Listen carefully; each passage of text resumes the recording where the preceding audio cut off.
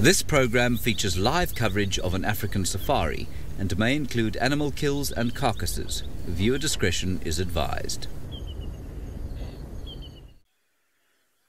Good morning everybody and welcome on this the Sunset Safari on I think the 14th of December 2018. Those are some nyala.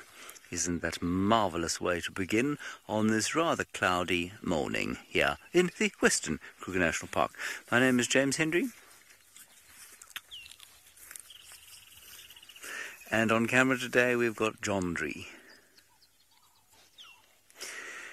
Please talk to us using the hashtag SafariLive on Twitter. You can also talk to us using the chat stream on YouTube. We're going to wander about the place today, trying to find interesting things. There should be a few interesting insects, excuse me, and bits and pieces around.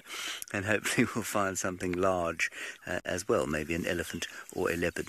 Why are you walking behind me, Jean-Ray? Are you trying to see if I'm like an owl? Ah, so we can get the nyala. There was a little bit of stotting going on from the impala here on the clearings outside camp. I thought maybe there were some wild dogs coursing down this way, but I see no wild dogs at this stage. I just see very relaxed nyala bulls, which are taking advantage of some of the pleasant greenery. Probably not grass, most likely little forbs and bits and pieces. But they will all be very relieved at the coming onset of the summer. They had a very rough time during the dry season. Yes, Jason, in my opinion, this is the most gorgeous antelope. I agree with you. You say it is a gorgeous antelope. I think this is the most gorgeous antelope that we get here. It maybe is rivaled by the sable for beauty generally, but it is a fantastic looking creature.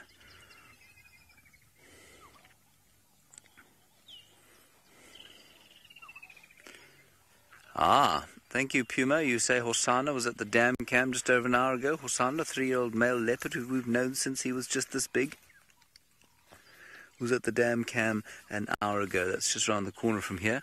I think he was quite close to here as well. There are tracks of him walking about here.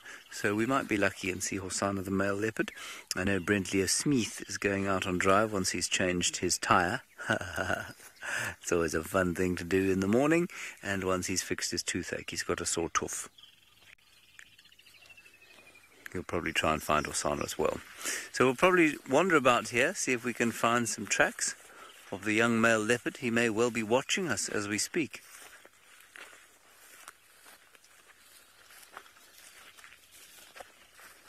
That would be quite exciting, wouldn't it? Yes. Okay, come on then. Let's wander along. Slightly surprised that the greenery on the clearing here isn't more exuberant than it is at the moment.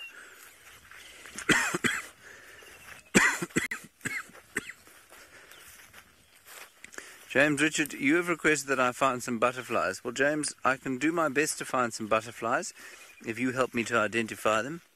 As we know that you are able to identify most things from just a sort of molecule sample of them from wherever it is that you're watching, I think somewhere in New York City. So yes, so let's try and find some butterflies. That would be nice. There's not much sun this morning, but maybe it will come out a little earlier, a little later, sorry. Alrighty, we're going to try and figure out where Hosanna went while we go across to Tristan Dix in the Masai Mara, who is driving in the dark. Well, good luck, James. Hopefully you will be able to find little Hosanna, and well, I suppose he's not so little anymore, is he? He's getting rather large, and I'm thoroughly looking forward to actually seeing him again, well, when I do, which is going to be a long time from now, so I should only see him again in January, and so, well, I'm sure he'll grow by then too. Anyway, as James mentioned, my name's Tristan on camera. I've got Manu this morning, and it is a chilly start to the Masai Mara day. It's about 14 degrees or 57 Fahrenheit, so it's still very, very cool. There's also a lot of mist around, a lot of cloud cover, so it's still very dark out here, as you can see by the fact that we're in infrared. We're trying to kind of see what we can spot and what we can find. So far, not very much, given we're not very far into the park, so I suppose we don't really have much to look at just yet. But that's okay. We're going to head off towards the Batty at Fox Den because I was there last night and they're super cute. I really like spending time with them. So we're going to try our very, very best to see if we can go and see those little guys. They were full of beans last night and they were running around all over the place. It was probably because there was quite a big termite hatch, so I'm pretty sure that they were eating those kind of things. So that's the plan. Now it's going to be an interesting morning, should I say. It's what we would in South Africa call a Bullies drive. So we've got James, myself and Brent out this morning, which is all the old men of the camp. So it should be an entertaining thing. A bully in South Africa means you refer to like an older person as a bully. So it's going to be the old man's drive. So hopefully you guys will have fun with us. And I've had to silently giggle at Brent Leo Smith because Karma has a dominant male drive. Exactly. Yes. So I had to laugh at Brent Leo Smith because karma is a funny thing. I have certainly learnt my lessons when it has come to karma and being nasty. And last night Brent told me that I have no skills in being able to find animals, and I'm quite glad to hear this morning now that he has a sore tooth for being ugly to me. So that's what you get, Brent Leo Smith. If you're ugly, then you're going to get a sore tooth, and now you're going to have a painful morning. But no, in all fairness, it's the worst kind of pain to have. A sore tooth has got to be the singular worst thing. I absolutely hate having sore teeth, so I do sympathize with Brenty, but like I said, I was just making a joke about Karma getting him for being nasty to me yesterday. And also, it was because he had the afternoon off, so he was trying to make me jealous that he was going to go and track and kind of take things easy while I was going to be in the rain in the Mara. But little did Brent know that I had a wonderful time last night. I thoroughly enjoyed my evening in the Masai Mara. We had a beautiful herd of ellies with a big lightning storm in the background. We had batty foxes and jackals, and we saw the olololos from a very, very long way away. So there was lots happening last night. It was very pleasant to be out and about, and the rain kind of cleared up just in time for our rehearsal. It rained a lot though yesterday. The roads were almost impassable in some sections, and so it's unfortunately meant that we can't even access the hyena den at the moment. That road is just a mush of water and mud, and so if we drive in there we'll get to the den, but coming out is going to be a big problem, and it's going to make things a little bit difficult, and we're just going to ruin that road. So we're going to have to wait a day or two until that dries out. But anyway, enough of me nattering on. Let's send you to Mr. Sawtooth himself so you can say hello to all of you. Good morning, and thank you from the natterer, Tristan, who just talks complete and utter twaddle. And yes, my tooth is no longer sore because I'm on lots of painkillers. So to Tristan, and I hope he gets really, really stuck after all that rain last night. Good morning, my name is Brent Leo Smith. I have Sebastian B from Gabon on camera with me today. I just got a report that the Talamati young male lion was on the southern edge of quarantine. Just having a quick look for the tracks. Sorry we're a bit tardy this morning. Who was driving my car last night? I think it was Patricia. Gave me a flat tire, so not impressed. I'm not impressed with Patricia this morning. And let's just have a look here for tracks. I think if he was heading east, he might have snuck a bit further south down towards Philemon's Dip. I think I see tracks there. There is tracks. So actually I think... Thank you everyone who's giving me their sympathies for my sore tooth. Yes, I will go to the dentist tomorrow. So let's see if we can find this lion. Now, of course, dentists and I don't like dentists very much. They're great givers of pain, but they are a necessary evil. Okay, so it looks like he went off here down towards Philemon's Dip.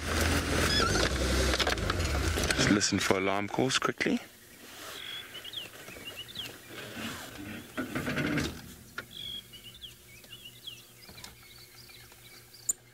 It's all silent.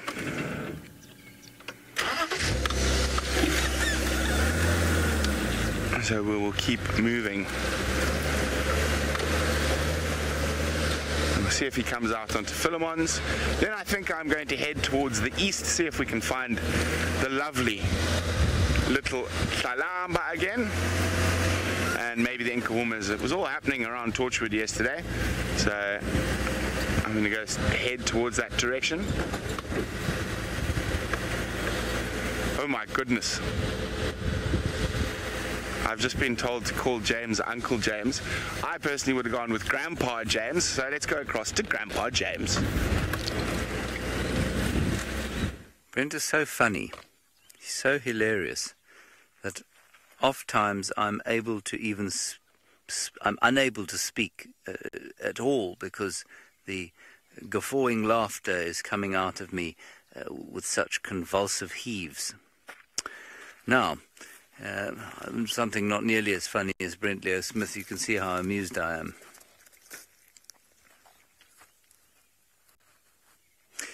Is this magnificent tree.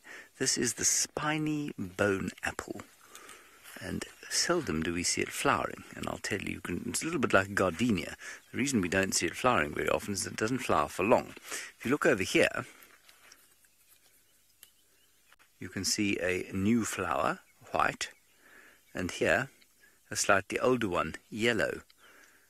And what happens is that they come out probably for, I don't know, maybe a day at a time, and then they become yellow, wither, and fall off the tree very quickly.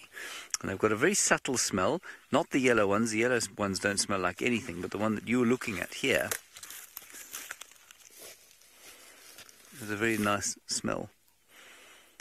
You've got to be quite careful, of course, that you don't spike yourself in the cheek, which is what I've just done now.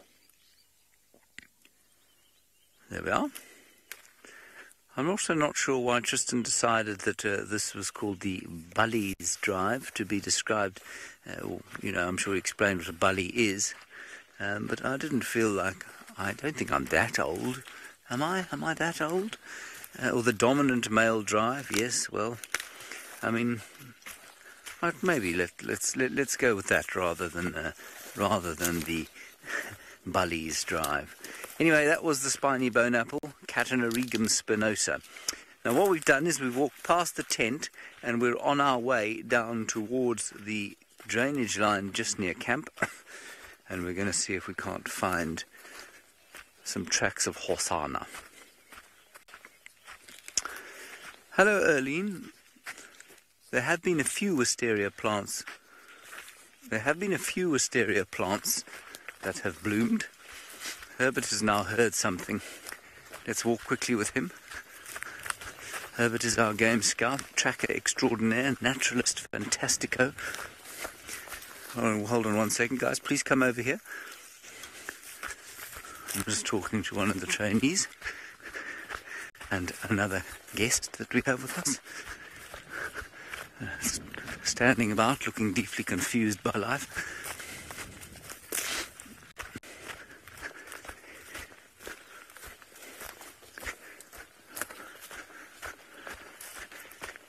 He's stopped now. Let's walk through here. Can see impala running. Can't hear them alarming.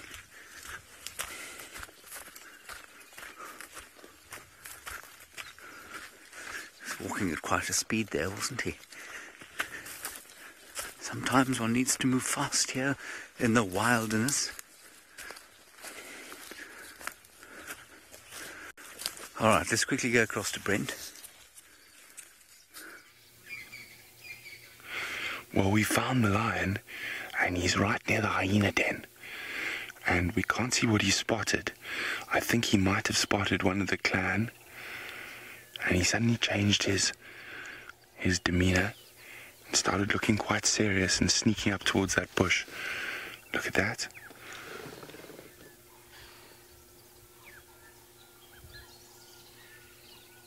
We are very, very close to the hyena den.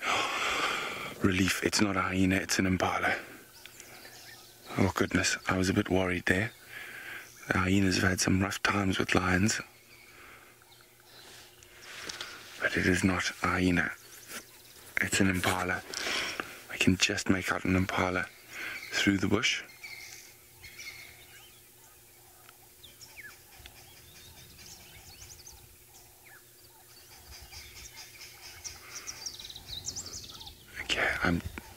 While he's over there, I want to move around so we get into a position where we can see both.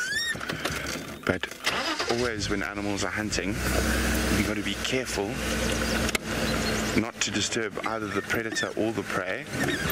So we're just going to go off the road away from him. So we can try to see the impala. There we go. How's that for you, Sebastian? There's a male impala. It hasn't seen him yet, and he's starting to pick up. Kirst, let's let our people from all over the world on the interwebs join us, Schmerston.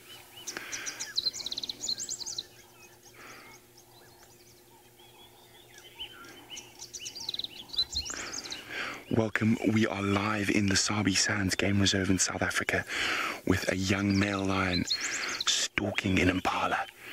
He's probably about 40 meters away. Look at how still he is. Now remember, if you want to send me any comments or questions, just do it on the feed below.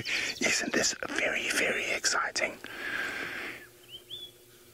That impala is completely unaware that the lion is there now. Although, I think the lion might have been spotted. Impala have incredibly good senses, eyesight, hearing, smell. I thought this male lion was being quite ambitious to cross this much open ground. Now he is a young male lion who has recently become independent, and he's been pushed out of the pride. Oh no, the impala hasn't seen him. He's getting closer. Look at him, look at him. He's about to... Oh, a squirrel spotted him. Was a squirrel. But that impala is still unaware. Oh my goodness. Just be warned, if he does catch it, it can be quite brutal. Has he spotted the lion now? The squirrel has given him up. Impala's not sure. We've just lost sight of the impala. He's gone behind that bush. Look how carefully this lion is stepping now. Now, there's a big fallacy that male lions don't hunt. They do a lot of their hunting. They spend a lot of time away from the females. At this age... Oh, he was spotted. Oh dear. Lucky impala, unlucky young male lion who's quite hungry. You can see how empty his belly is. Okay, let's catch up with him quickly. Oh, sorry, good morning. My name's Brent Leo Smith. I have my friend Sebastian Rombi on camera. And that was an exciting way to start the morning here in Africa. Remember, this is 100% live. That happened this very second. So wherever you've been watching in the world, this happened right now. And if you don't believe me, send me a comment and I'll tell you so. With your name. Let's see if there are any naysayers out there. Well, let's catch up with the lion quickly.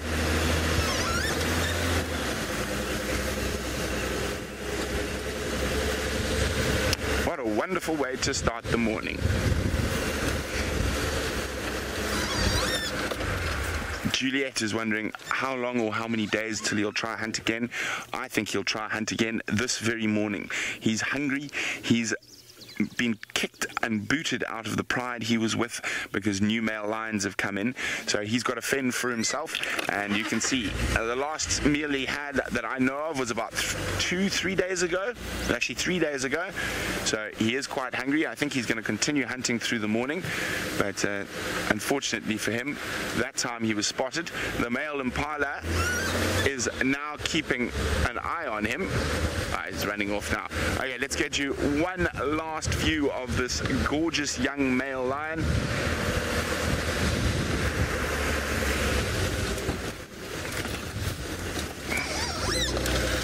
As he walks through the greening African bush. But for all of you who've been joining us, it's been wonderful, it's been great. I'm going to keep following this male lion. You never know what he might do next, so keep a lookout on that live notification. But for now, bye!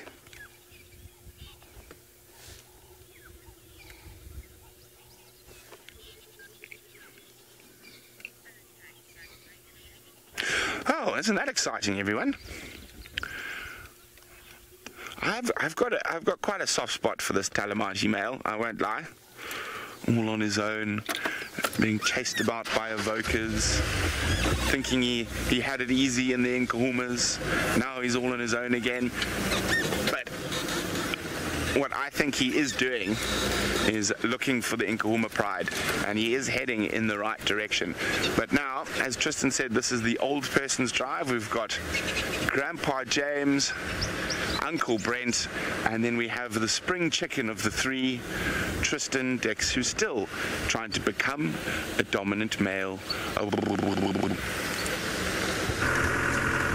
Well, yes, I am the spring chicken of this group, that's for sure. Certainly the youngest of the three of us. But I would imagine James is probably the youngest in terms of physicality. James is probably the most supremely fit member of our entire crew, not just of us older guys. He likes to keep fit as much as possible and runs around like a crazy man in the hottest parts of the day, and so he's probably the youngest when it comes to that. But anyway, I suppose I am the youngest of the three. But what we kind of did now is we just went past where the Olololos were. They were far in the distance. They are still there. They're finishing up. There's not much left at all of that carcass. Most of them were just kind of lying down.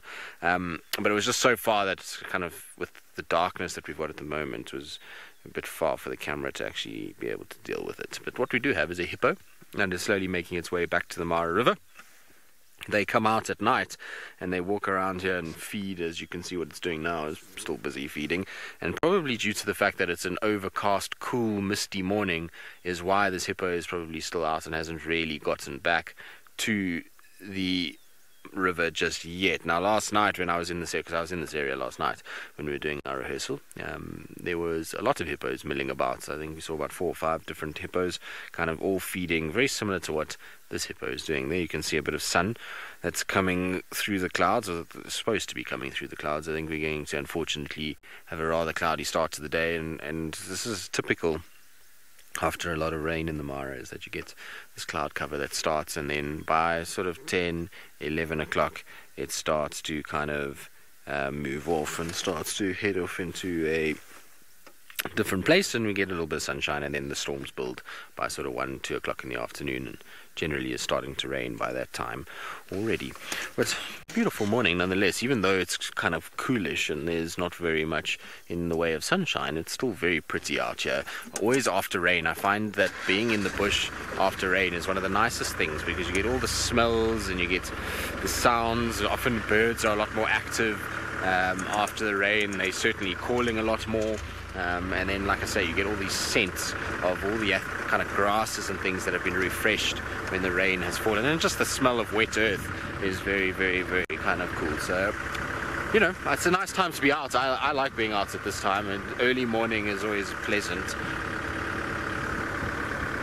Ramona, not that far. So if you have a look... Oh, sorry, I'm getting used to the fact that I'm not driving Keto this morning. I'm driving David's car, Paka, but basically in the background there's a forest. Now that forest is basically on the edge of the river, so that's where that hippo is going. So it's not that far. I'd say, what do you think, Manu? 500 meters? 600 meters? Somewhere there. Maybe a little further than that. But it's not far for a hippo at all. It will meander its way along, and eventually it will end up very, very close to where the river is. You can see it's slowly kind of heading in that direction, plodding along as it does. You can see it's just stopping to listen with those tiny little ears of it. I wonder what it can hear with those small ears. I mean, those ears are not designed to be very efficient when it comes to hearing. If you compare it to something even like a little bat-eared fox that's got ears far beyond the size of a hippo's, but seems to want to listen and kind of absorb something. I suppose they can hear the loud sounds and anything in close proximity that would potentially be dangerous, but they're such funny animals.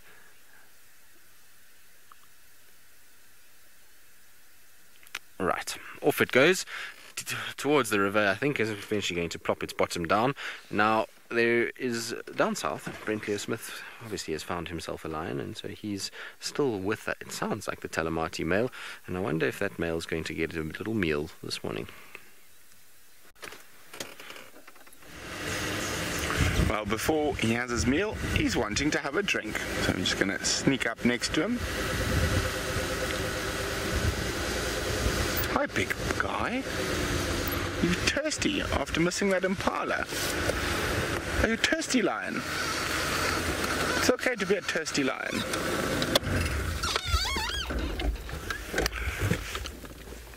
So, of course, there's so much water about after the rain that the big cats don't have to go far to find water for now. We definitely still need a bit more rain in the next couple of weeks, and hopefully we do get that. You can even hear him drinking.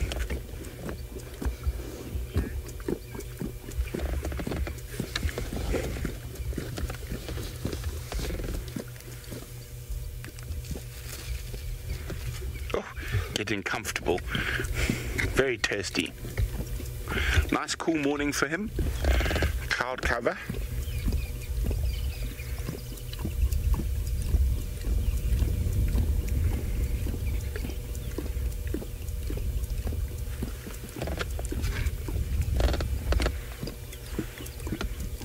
It's just nice to sit and listen, isn't it?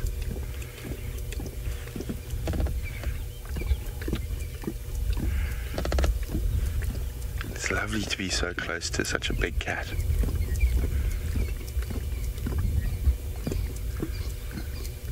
It's lovely when he's got that little gap. He drinks too much and he needs to stop for a breath.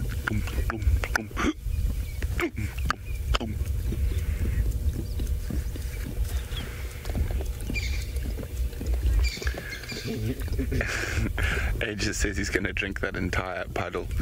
Well, it's tough work being a lion. Now, you can see the size of his paws. I think he's going to be a particularly impressive specimen once he becomes an adult. Who knows where he might end up, but those front paws are bigger than my hand. They are the size of side plates. They are absolutely massive.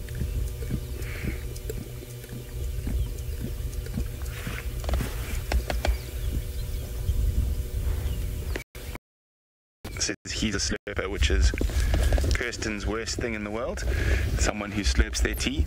So of course, if I get the opportunity, I sit next to her going, I actually don't like it either, but it's just to irritate Kirsten. That makes it okay. We do have to listen to her in our ear for 6 hours a day, and we can't run away from her, so I think it's a little bit of payback.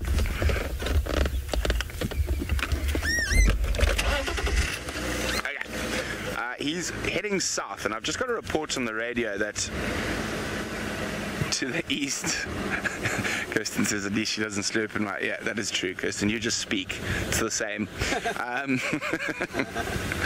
That there's Avoca males on Cheetah Cutline.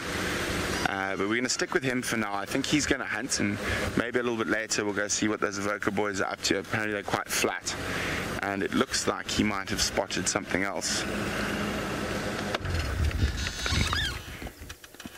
Can't see just yet what he spotted. Doesn't look like he's too sure either. No. Whatever it is, it's not that interesting. Oh, I wouldn't turn that way, my friend. If you go that way, that's where the Avocas are.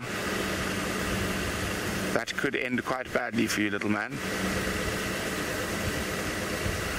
For his sake, I hope the Avocas roar. And that lets him know exactly where they are. Okay, I'm going to keep following our wonderful little male lion. Well, not so little, young is probably a better description. While we do that, James is looking at the sand. Looking at the sand, obviously not just for the sand. We are looking here at Hosanna's track, or a male leopard track, assuming it's Hosanna's. We're still pretty close to camp. There you can see it, with its 4 toes. 1, 2, 3, 4. And his back pad there. He's going this way. And we've done a whole loop around to see if he crosses out from the block, because it looks like he goes in here and then doesn't pop out the other side, so we're not entirely sure where he's gone. Let us follow. Herbert is obviously doing his level best to find Hosana, so we did a little loop around to see if perhaps we could get hold of him, but we have not seen anything, so he might just be avoiding us here in the block. He might have gone over the other road that's just over here. It's a bit harder than this. I'm not sure. We're just checking all signs. Anyway, Herb's just trying to figure out what's going on over there. We'll have a little wander in this side and see if we can't find an interesting bit of biology, perhaps. I just want to give Herb a little bit of chance to find the tracks. Oh, he's got them. Okay, so the animal's turned right around and he's now heading back this way.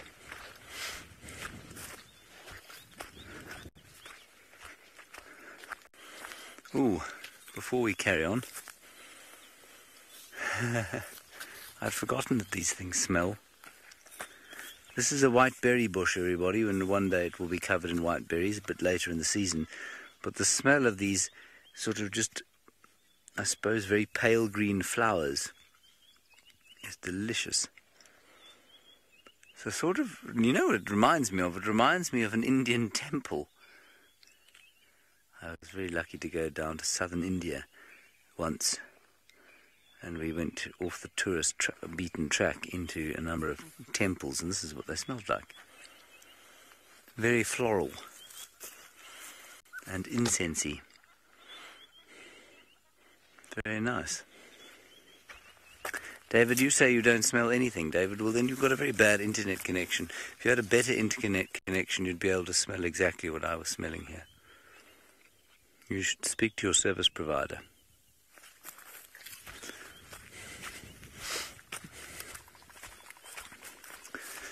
He's done a little loop around and come straight back down this path. He's just wandering around, kind of enjoying himself. His vintage, typical Hosana behavior. Apparently we're now going across to the Masai Mara to someone Kirsten describes as Tristan the Great. New presenter?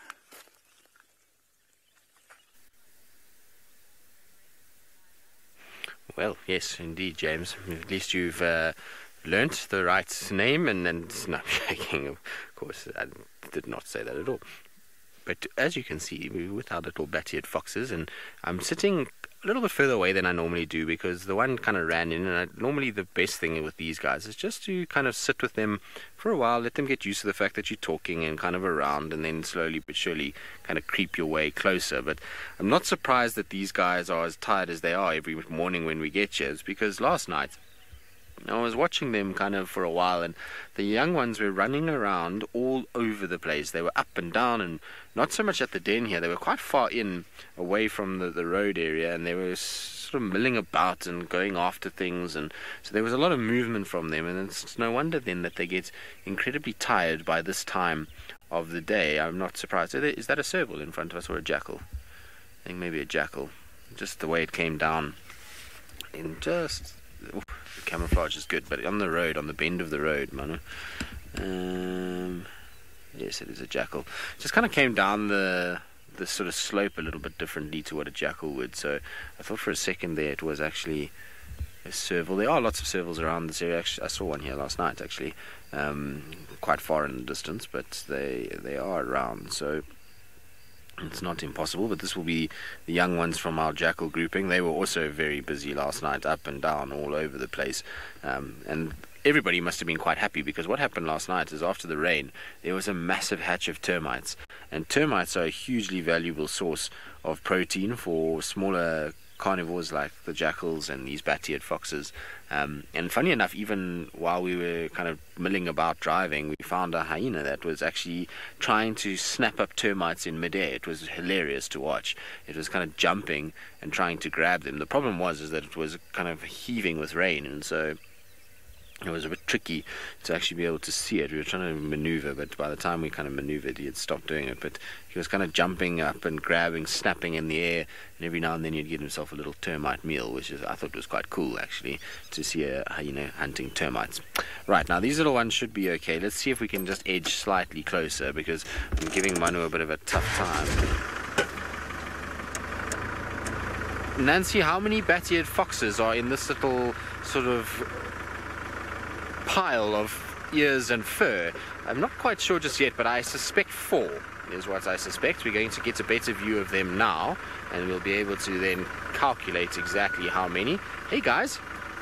Yes, they are super cute, these little things. We've got one that's got its face kind of poking out. Oh no, it's tucked it back in again. So let's see if we can count sets of ears here. 1, 2, 3, yes, I think 4 is what I would imagine is all cuddled up together there. But they are as huddled as one could ever imagine. I suppose it is a cold start to the day when it's 14 degrees Celsius or 50, just over 50 Fahrenheit. It's just a little bit nippy for an animal, and so they will kind of try and huddle together as much as possible, tuck those heads in and keep themselves nice and warm. I would be interested to know is how much heat loss they suffer due to having such a large ear relative to body size.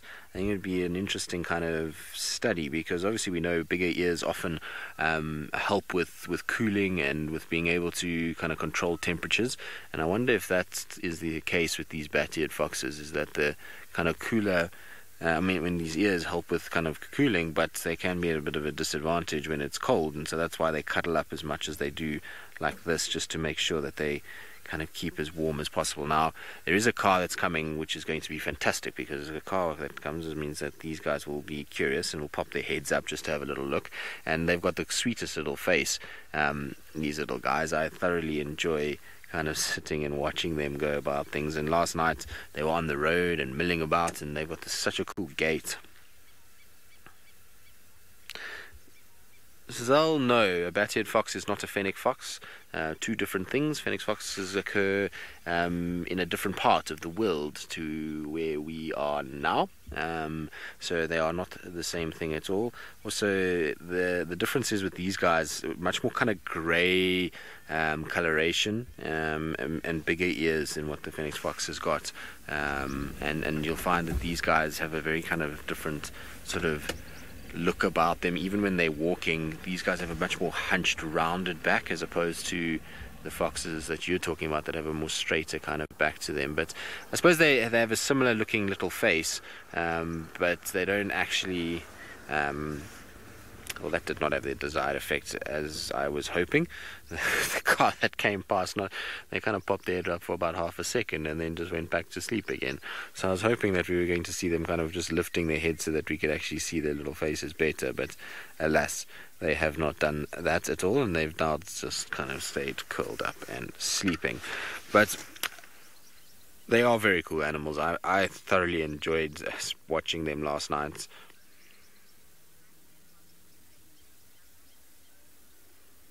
Oh, hi, Bacon. Will bat-eared foxes face off jackals? I suppose if there's a threat to their young ones, you would find that the adults would try kind of square off to them. The thing is that while these bat-eared foxes look tiny, and they are small, they are not as small as you think they are when they're standing up. So an adult bat-eared fox has actually got quite a sort of I don't know what the word is, a larger appearance than what it actually is, with that kind of hunchback. And so I think jackals know that a bat-eared fox adult is rarely go after, and so you find that the jackal would probably be a little bit of a handful, but they seem to be fine. And last night they were all running around each other and in between each other, and not far either. They were within sort of 10 meters of one another. And so, there seems to be this coexistence that takes place, and I suspect it's because they are of sort of equal size, and I'm pretty sure that these bat-eared foxes are a lot more sort of ferocious than one gives them credit for when they are cornered or when they feel like they need to defend themselves. I'm pretty sure those little teeth are like needles and not very pleasant to be bitten by one of them. It's like any animal, really. When there's a reason to defend itself or when it feels threatened, they will, try and kind of attack back and can be quite, I suppose, quite painful if you would have to be bitten by one of these guys. But back to sort of the fennec foxes and bat-eared fox kind of story. So the fennec fox, as I was saying, the coloration is quite different, and there's a simple reason for that. These guys spend most of their time either in terrain like this, big open grassland areas. They do occur in the desert sections, but where I've seen them in the Kalahari is normally where there's a little bit of scrub. Hello, little one. Are you cold? And you're going to warm up the other side. Isn't that cute? And so more in scrubby areas where the grey coloration will work, whereas if you go to if the fennec fox is much further north, so it's in the Sahara area, and so that's got a more kind of yellow gold tinge to it for the desert regions that it spends its time in. Okay, little one, well, you've settled in again to now warm up the other side of your body, and so while you kind of sleep, let's send you back across to Brent with the Talamati male and see what he's up to.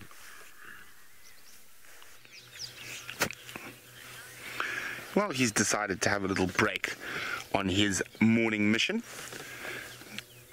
having to do the grooming all himself because he's got no friends at the moment.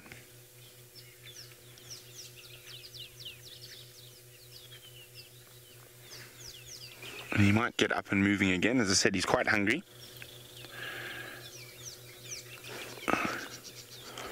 Doing his morning yoga.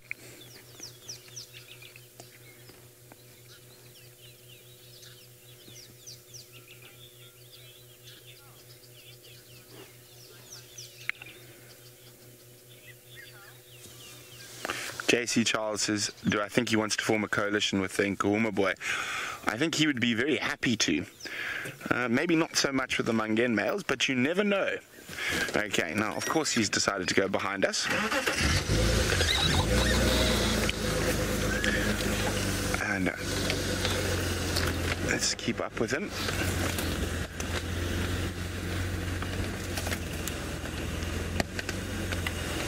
Going down a nice big ellie path. Of course, he's a bit skinnier than our vehicle.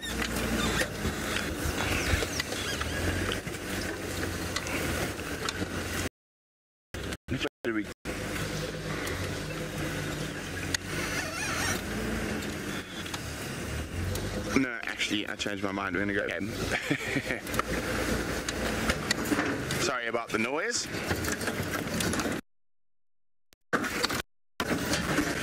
Okay, well, I try to keep up with the Leon. Let's go across to that spring chicken, Tristan. Good luck, Brenty, and hopefully you'll be able to keep up. I suppose the bush is starting to get quite thick at Yuma now with all the rain that they've had, and so off-roading and following of these things is a little bit more tricky than it was a few months ago. But everybody is repositioned now. Everyone seems as though they've found the spot that they like to be in, and seemingly everyone is comfortable. There was a bit of jostling for position at one point. It still is. I see this little one is not sure what it wants to do. But isn't that the cutest little face? Hopefully one of them pops their head up again. At one point we had one that was kind of just had its head over the top of the other one. And it really was the sweet. Now, what you'll notice with them is when they do put up their head is that they've got a tiny, tiny, tiny little face and nose area.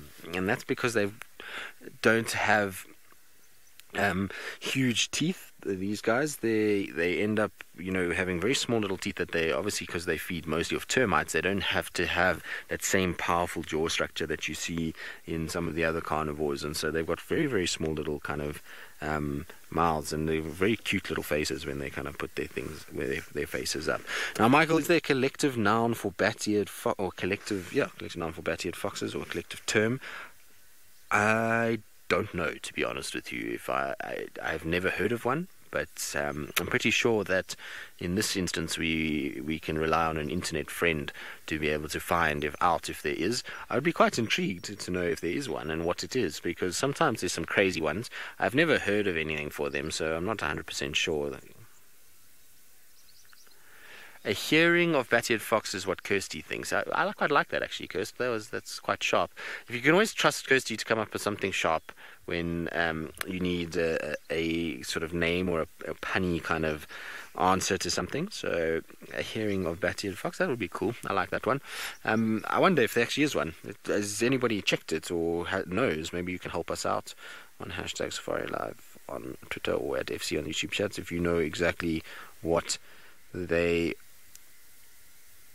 are called, or what the collective noun is for these particular little animals. I think they're absolutely wonderful little things. I know that they don't do much. Most of the time we come here, they just sit and sleep and breathe. Dash, you say a battalion of bat-eared foxes. Now, is that for real, or is that just what you think that should be? Obviously, we can do what we think they should be, and maybe it's a fun little thing we can do this morning, is what we think the bat-eared fox collective noun should be. But I'm not sure if that particular one is for real itself. What is amazing with them is I find that they've got very long fur. If you look at the one on the right-hand side, you'll see that the fur is long and matted and wet at the moment, but it's a much longer fur than I would have thought they would have, and it's very kind of bushy. It almost reminds me a little bit of a scrub hare's fur rather than kind of what you would see on a carnivore, but interesting. They're amazing little creatures, and it's so nice to actually get to spend some time with them because, like I say, my experience with them is so little. That's why I like coming here, is just to come and observe and to see it and experience and to learn something about these little guys. They obviously are an animal that is quite tricky to find, even in places where they do occur. Here in the Mara, this is the only real spot that I've seen lots of them. I've driven around the Mara quite a bit at night when I was last year, and I think I only saw bat-eared fox once the whole time I was here. So they're not that common. And for me, and a lot of the other guys that I've spoken to, this is the first little den site that they've actually come across and spent a bit of time with such relaxed. Barb, you say a floof of foxes? Yes, well, it definitely should be something along those lines, given the sort of cuddly, fluffy nature of these guys and all kind of piled together. I like the way that they sleep, though. I think it's efficiency at its best. They're all kind of cuddled up and make sure that they're in the most tightest little ball that they could possibly be in. What is interesting is that in that little shape like that, skulk of bat-eared foxes. That's anticlimactic. I thought it was going to be a cool one. I mean, foxes do skulk, I suppose, but I'm not sure I like it. Do we like it, Kirsty? I think we can come up with a more fun one for these guys. They're fun animals, and I think a skulk is too boring. Okay, cool. So Kirsty's going to change it. She's going to write into Wikipedia and get a new name for these guys, well, a new collective noun for them, because we find skulk too boring for them. We want something more exotic and far more entertaining than what skulk is. So hopefully we'll be able to come up with some good ones today, and then we'll be able to change it on Wikipedia. We'll just tell them we're changing it. They don't have an option. We'll bombard them with spam. I suppose they get that all the time, and that they probably don't care at all what we would do to them. But anyway, we can live in hope that these kind of things can happen. What intrigues me, though, is that in the afternoons when you come here, these guys are not out. Now, I would have thought that, given that they spend a lot of time sleeping in the mornings, that late in the afternoon, just sort of around sunset, that these guys would kind of be out and moving and starting to sort of play and get going, but they're not. They seem to only wake up only once that sun is completely gone and night has kind of taken over. That's when they seem to emerge from here, because I've come twice in the afternoons, and it has been deathly quiet here. There's been not a single sign of any bat-eared fox anywhere, and sat around for a bit and didn't even see any stirring or commotion or anything like that. So it seems like they spend their day all cuddled up, like, well, their morning cuddled up like this, then into the den where they probably sleep while it's nice and hot, and then they come out only under the cover of darkness to go off and feed. Good. Well, I think we'll probably carry on. Well, it's been nice to spend some time with them. They're not being very active at this stage, and as much as they are cute, we're going to try and see if we can find some other things. In the meantime, though, let's send you across to James Henry, who apparently is trying to stalk up to some impala. Well, basically, we've just come across an impala that looks so deeply relaxed that I can't help but think we've missed a track of hosanas somewhere along the way. Anyway, we haven't managed to find anything further on the hosana front, so we've stopped to look at this impala.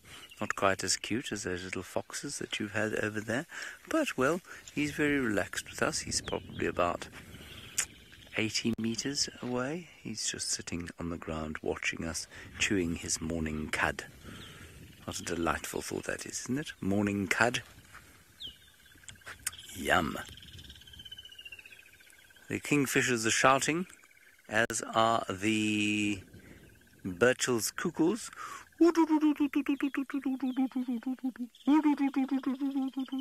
Supposedly the rain bird. Apparently that means it's going to rain. Well, there is 0.1 millimeters predicted at 9 o'clock this morning. That's not a lot of rain. It's so small it doesn't even feature on the imperial scale. It's about a 25th of an inch. I'm surprised that he's so relaxed there. You know, I saw him lying down there and I thought, I think that's an impala ewe, and I looked and I thought, maybe she's giving birth. No. It's just a male who's had a big night out, left the rest of the herd. And unless Hosana is stalking up on him, he's picked the perfect place to have a bit of a morning cud chew. I was trying to think of something original for the collective noun for bat-eared foxes. I'm afraid I haven't come up with anything. So I think you should just call it a breeding herd. Breeding herd of foxes.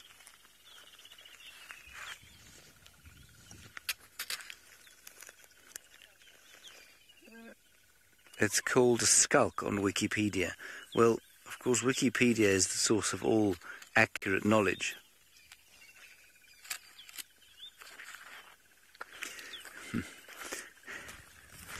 It's quite a big thing, actually, that, you know, let's just have a look at this tree. This is a zebra wood. We have to be quite careful, especially with, I know that with newer students and trainees and that sort of thing, you've got to be very careful to make sure that they are not using the internet in general as a reference, because, of course, anyone can publish anything on the internet. You've got to be fairly careful of which sources you go for. So, what we have here is a zebra wood, and the zebra wood is also starting to flower, and these flowers also smell quite nice. Although very subtle, and they're not quite out enough yet to smell. They attract those gorgeous little moths called handmaidens. They're always brightly coloured. Handmaidens, and what are the other ones called? Handmaidens are the white and black and orange ones, and then there are the... What am I going for? Come on, James Richard. It came and then it went again. The burnets, thank you. Well done. Jean-Ray got it. James Richard, your tweeting fingers are too slow this morning. Burnets. And they will sit on the zebra wood. Very hard wood, of course, as we know, and very dark in the middle.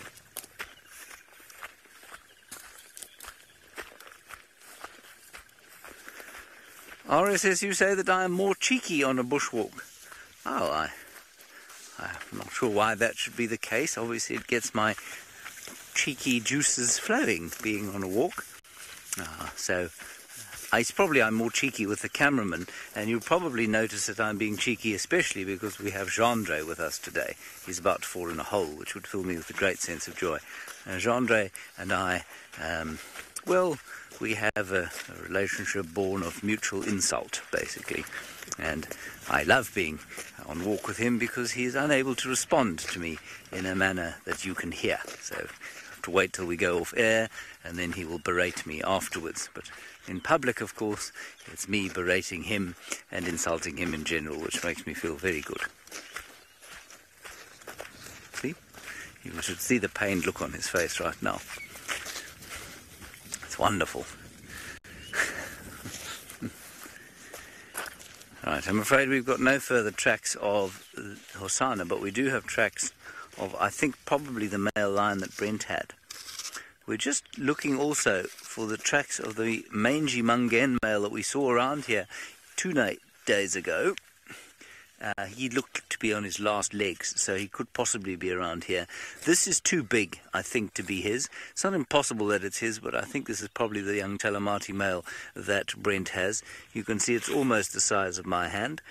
I don't have a particularly big hand, and a very big male lion has a track about the same size as my hand. You'll see that? Very good. But otherwise, there is no further evidence of a predator around here. I was rather hoping as well, perhaps for an elephant. That would be nice. Andre just did a squat there. Did you see that? It's quite impressive. Well done, Andre. Andre, of course, has got legs far more impressive than my own. In fact, both of mine, if you look at my legs together like that, that basically looks like one of Andre's legs.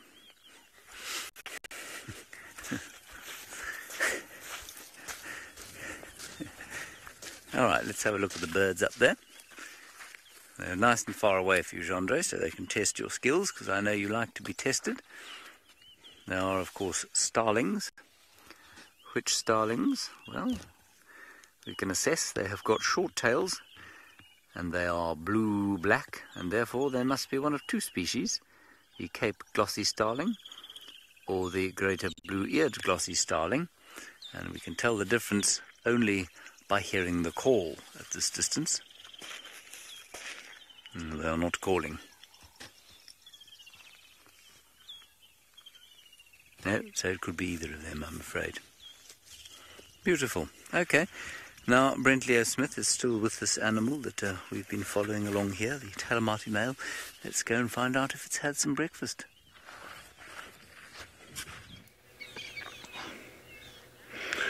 Not yet, but he's still definitely searching for breakfast.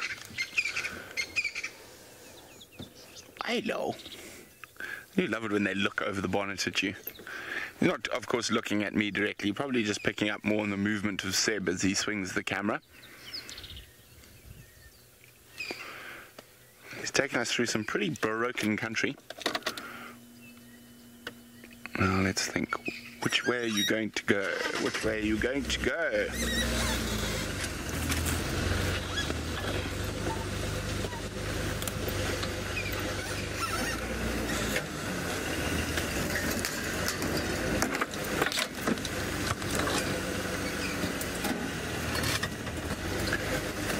Jeanette is wondering, did they run off the Avoca males? Did they run off all the lions with the Nkuhumas or just this one?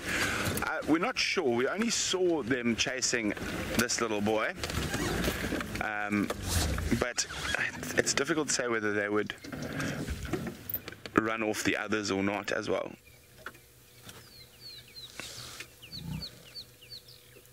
What was that? A very disgruntled woo as he sat down. Oh, I know what it is. It's a hairball or a vom. Oh. This is going to be quite gross for sensitive viewers. Often lion hairballs are something spectacularly ugly. Oh, sis, boyo. I'm very glad the wind is blowing the opposite direction, because that smell towards us this morning would have not been pleasant.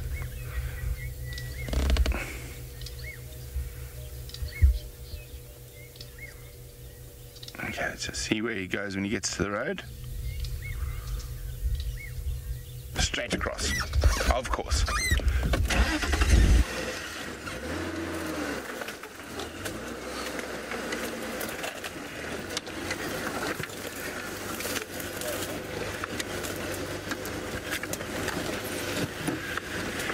Mr. Public says that was as green as the grass around it. Indeed it was.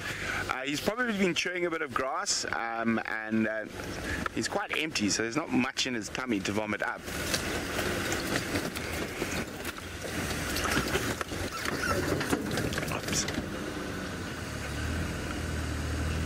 Now, he is heading more or less to the direction where those Avoca males are.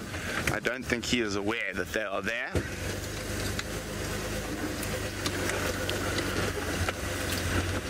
Now, when I was out tracking yesterday, we did find an absolutely massive elephant bull, and I'm hoping he's still around.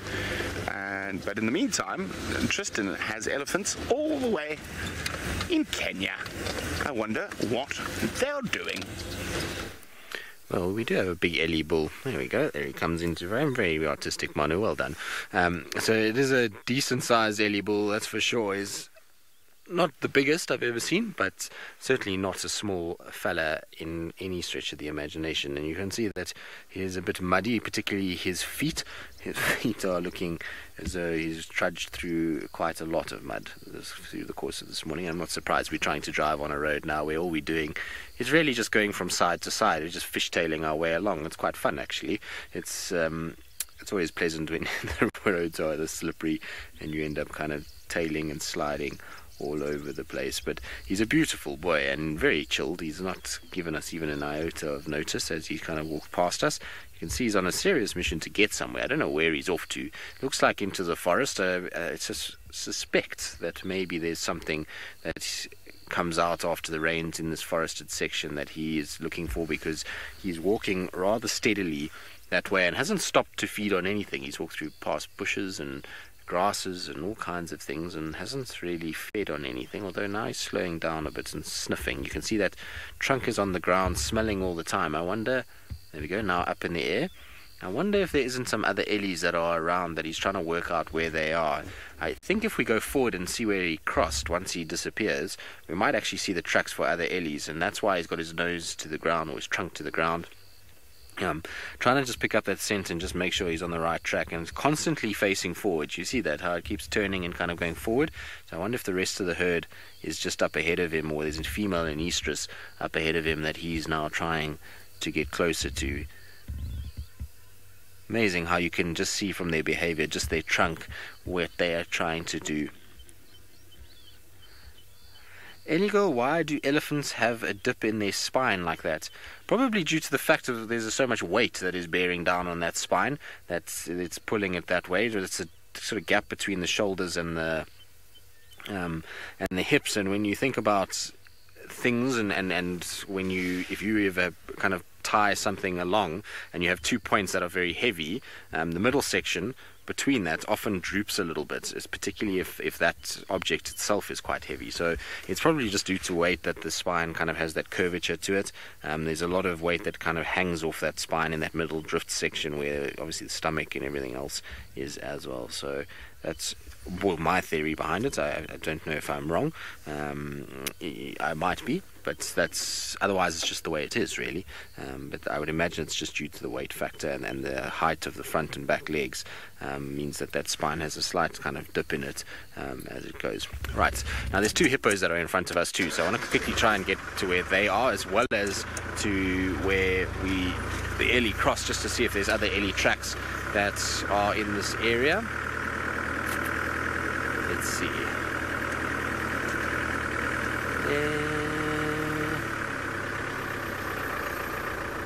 Looks like just his tracks that come over. It doesn't look like there's been a herd here.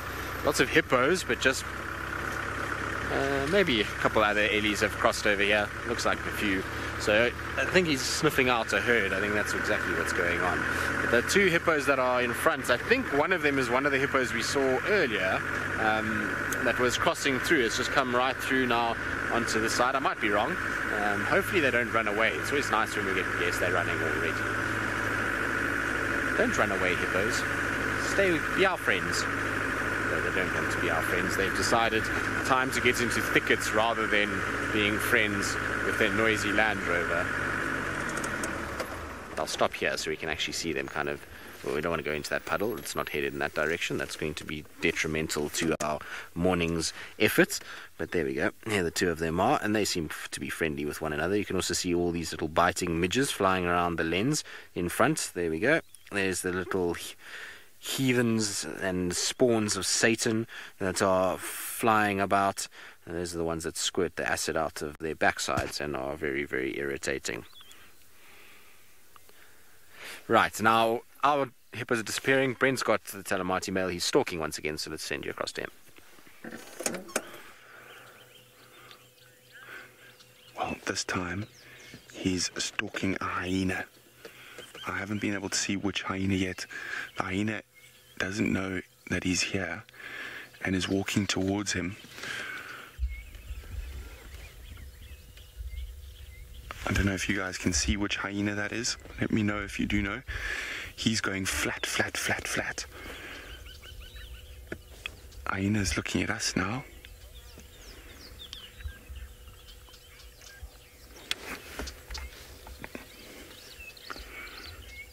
Let's do it very quickly, Kirst, if you want to do unscheduled. He's about to meet the lion.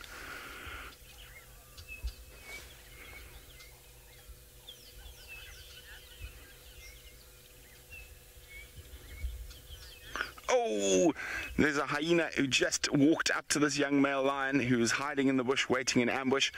But the hyena, luckily for it, saw the lion before the lion was ready to pounce. That is one very, very lucky hyena.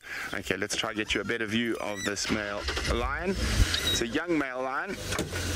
How's that, Sebastian? There's a gap through the thorns. We've been following this lion since very early this morning, and he's been keeping us quite busy. He's covered quite a bit of distance, and he's tried some impala hunting. Now he tried some hyena hunting. Now there's a chance he might have eaten the hyena, but it's unlikely. Lions will kill hyenas to remove competition from the ecosystem. Hello, pretty boy. That was close. That hyena nearly stepped on you. It was one very lucky hyena. And he might try to chase it again if it hasn't gone far. It looks like he is doing that. Okay, come on. I'm just going to try move. This bush is quite thick, so just bear with me. Hold on, everyone. Now, you'll see me drive over some trees, but don't worry. I only drive over, well, there's a hole, species that are fast growing, and if you drive over them using the middle of the vehicle, they generally just pop back up behind you. Okay. He's still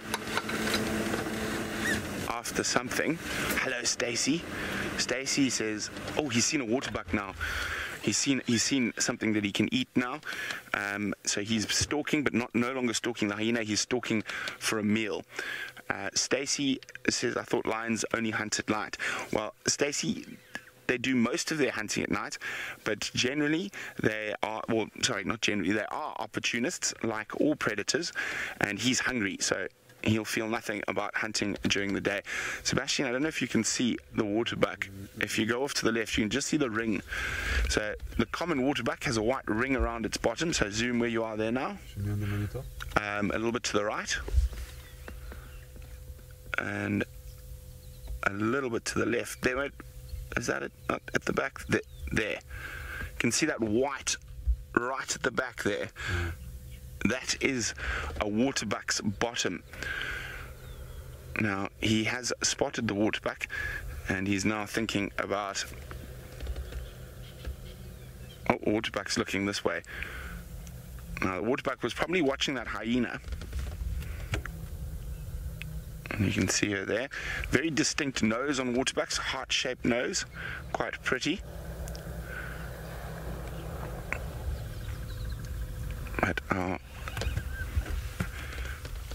little male lion, or young male lion, he's not so little, he's big, he's probably about 400 pounds.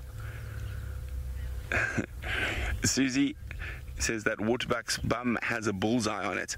Indeed it does. Now it's actually a follow me mechanism for baby waterbuck to be able to follow their moms.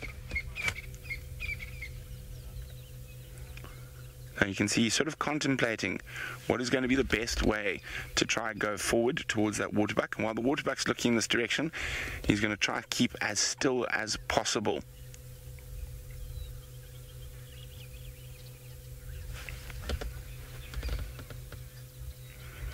Oh, Erin says this is so cool. Thank you, Erin. Just remember, this is coming to you right this very second from the middle of the African bush. So it is very exciting and amazing that we are able to bring this to you 100% live.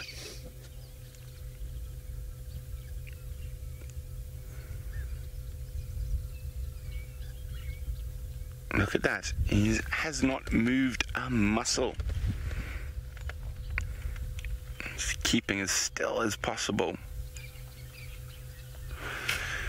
Lily is asking, is the waterbuck not a bit big for him? Not at all, Lily. And he is a big young male lion.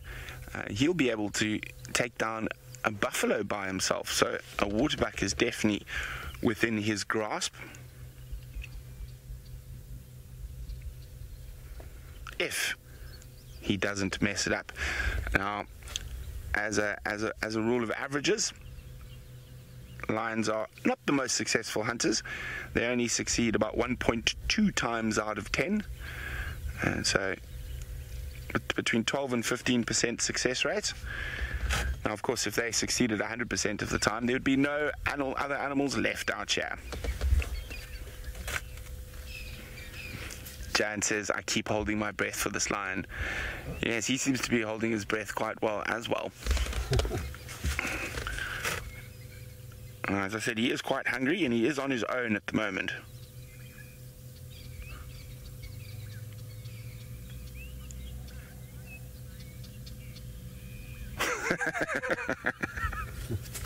Mike says, why doesn't the lion, bless you Sebastian, why doesn't the lion just eat me? It seems easier.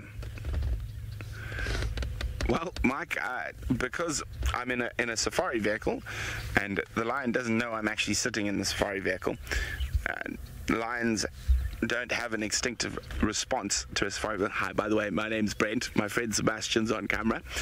And so while we're in the safari vehicle, we're quite safe. Oh, he's thinking about moving. He's just moved his one paw forward. Look at that.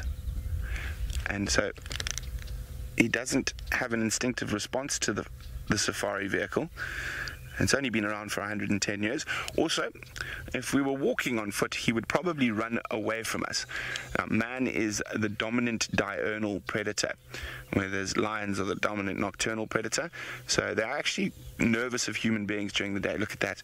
He's moving his back feet now as well, and he's just put his back foot exactly where his front foot was. Now, when they are hunting, they can move incredibly slowly. Look at this. Watch just how he just ever so slightly moves his feet. Isn't this amazing? Absolutely incredible. Now, he wants to be quite close, so within about 15-20 feet before he makes his rush. He's still quite a long way away. He's about, I don't know, 100 feet, maybe a bit more away. So to get close enough, sometimes lions will move incredibly slowly over that distance till they get to the spot where they feel it's time to make the charge. And even then, for the majority of the time, the prey species get away. You can see how focused he is.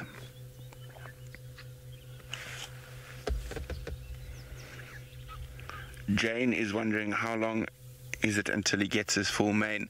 Well, Jane, he's still quite young. He's about 3 years old. Probably will only have his full mane by the time he's about 6. Okay, the waterbuck's looked away. He's now using that opportunity to eat up some meters between.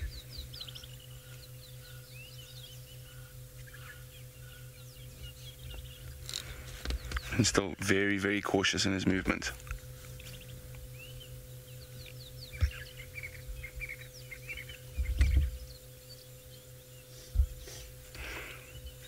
Now, in these situations, we're very careful how we move around these areas, and a lot of you are probably wondering, are we distracting his hunt? Well, you can see he's not distracted, the waterbuck's not distracted. The animals here are used to the safari vehicles, they're habituated to them. which means they pretty much ignore us. As long as you don't drive too close to them or chase them with the car, and you drive respectfully and carefully, you're able to watch these animals as moving around as they have for millennia. There's actually more than one waterbuck. There's a little herd. I can now see a male waterbuck as well. The female's moved on.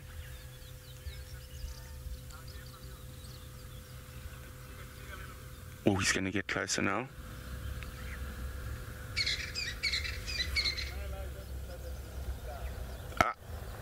I think they spotted him.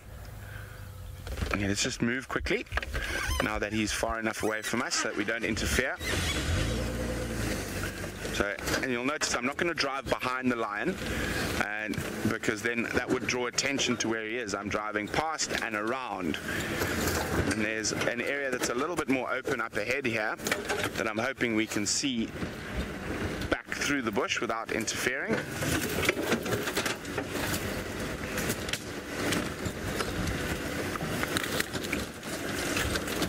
I think the waterbuck might have spotted him. And bear with me for a few seconds while we get... Oh, he looks like he's actually starting to run. The waterbuck went down into this little dry riverbed. I was just waving to the other safari vehicles. Okay, the waterbuck walked down here, and he's just almost jogged down here.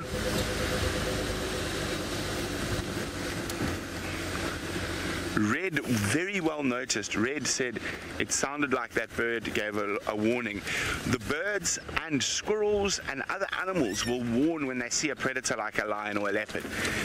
Very well noticed, Red.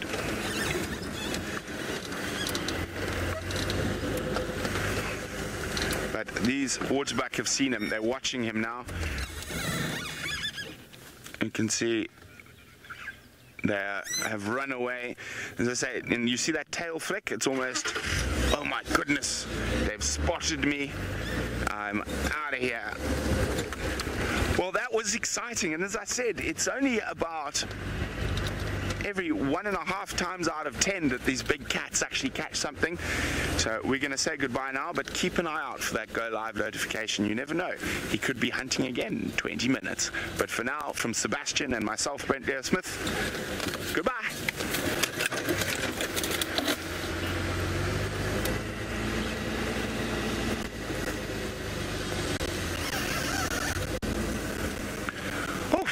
Isn't this Talamasi whale being wonderful this morning, giving us all the joy? He nearly caught a hyena. He's stalked waterbuck. He stalked impala. Now, we're going to keep with him for as long as we possibly can. While we do that, let's send you back to Grumpy Grandpa James. Grumpy Grandpa James has just seen a spider that he's now no longer sees. It's hiding from us.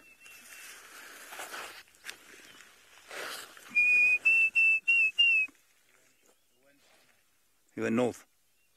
Okay, we're still trying to follow up on Hosanna. We've done a sort of loop around, but Herbie's now found some further tracks. Let's just have a look here. We have here quite an interesting thing, Jean-Dry. If I might trouble you to come closer. This was, at one stage, a very small dung beetle's dung ball.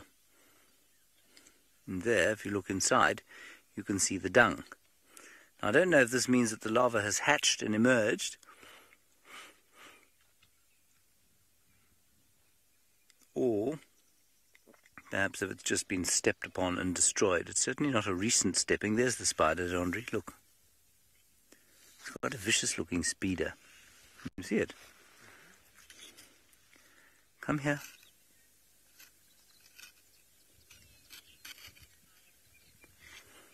Tell me, sir, I must call the spider with a whistle. Tell me, I can't whistle in spider. It's too high-pitched.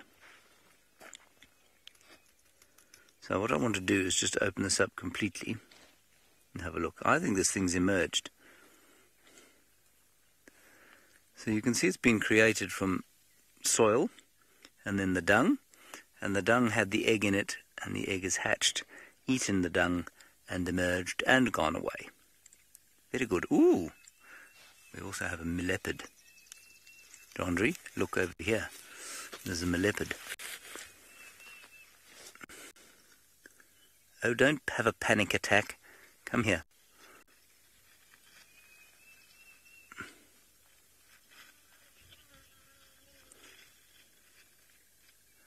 There we are. You see it nicely, Andre? I don't know exactly what species of millipede there are. In fact, I'm not sure that I've ever met a millipede expert, but it is a species of millipede, and it's looking for something delicious to eat in the way of rotting plant material.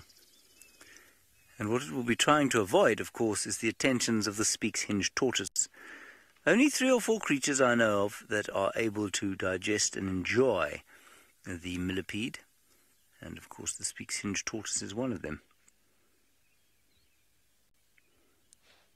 There's a whole kind of ecosystem going on here in this impala midden. Let's see what else we can find. Karen, you didn't know that they could roll up like that? Well, it is one of their main defences. Look, see, it's unrolling now. The reason that they, or the other defence, is that they have cyanide in their exoskeletons. And this particular species, which I think we've seen quite often before, is aposematically coloured, so it's got black and orange stripes, and that should tell potential predators that it is toxic, as opposed to venomous, which it is not.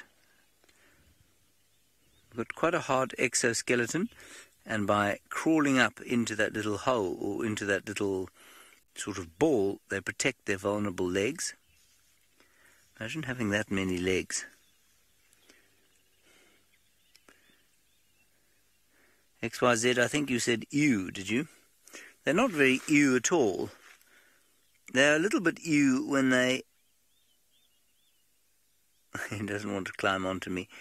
They're a little bit ew when you pick them up and they defecate upon you, because their defecation, their poo-poo, is, well, very unpleasant to smell.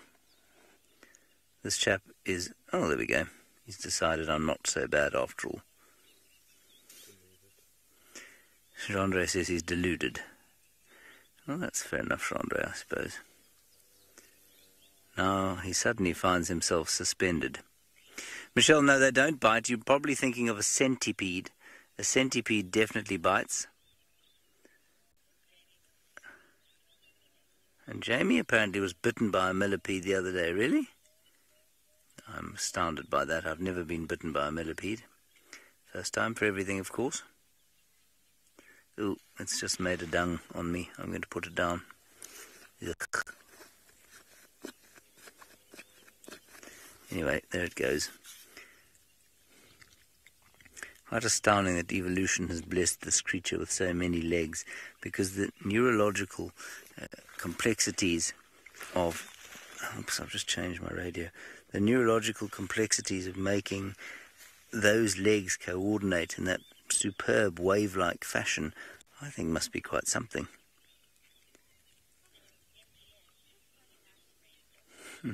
MGN, you say, looks like a nice friend. Yes, he is a nice friend, apart from the fact that he made a poo on my finger, which wasn't very nice of him. But other than that, I agree. I think he or she is a very nice friend. Harmless, minding its own business. Sort of creature you would like as a house pet, really.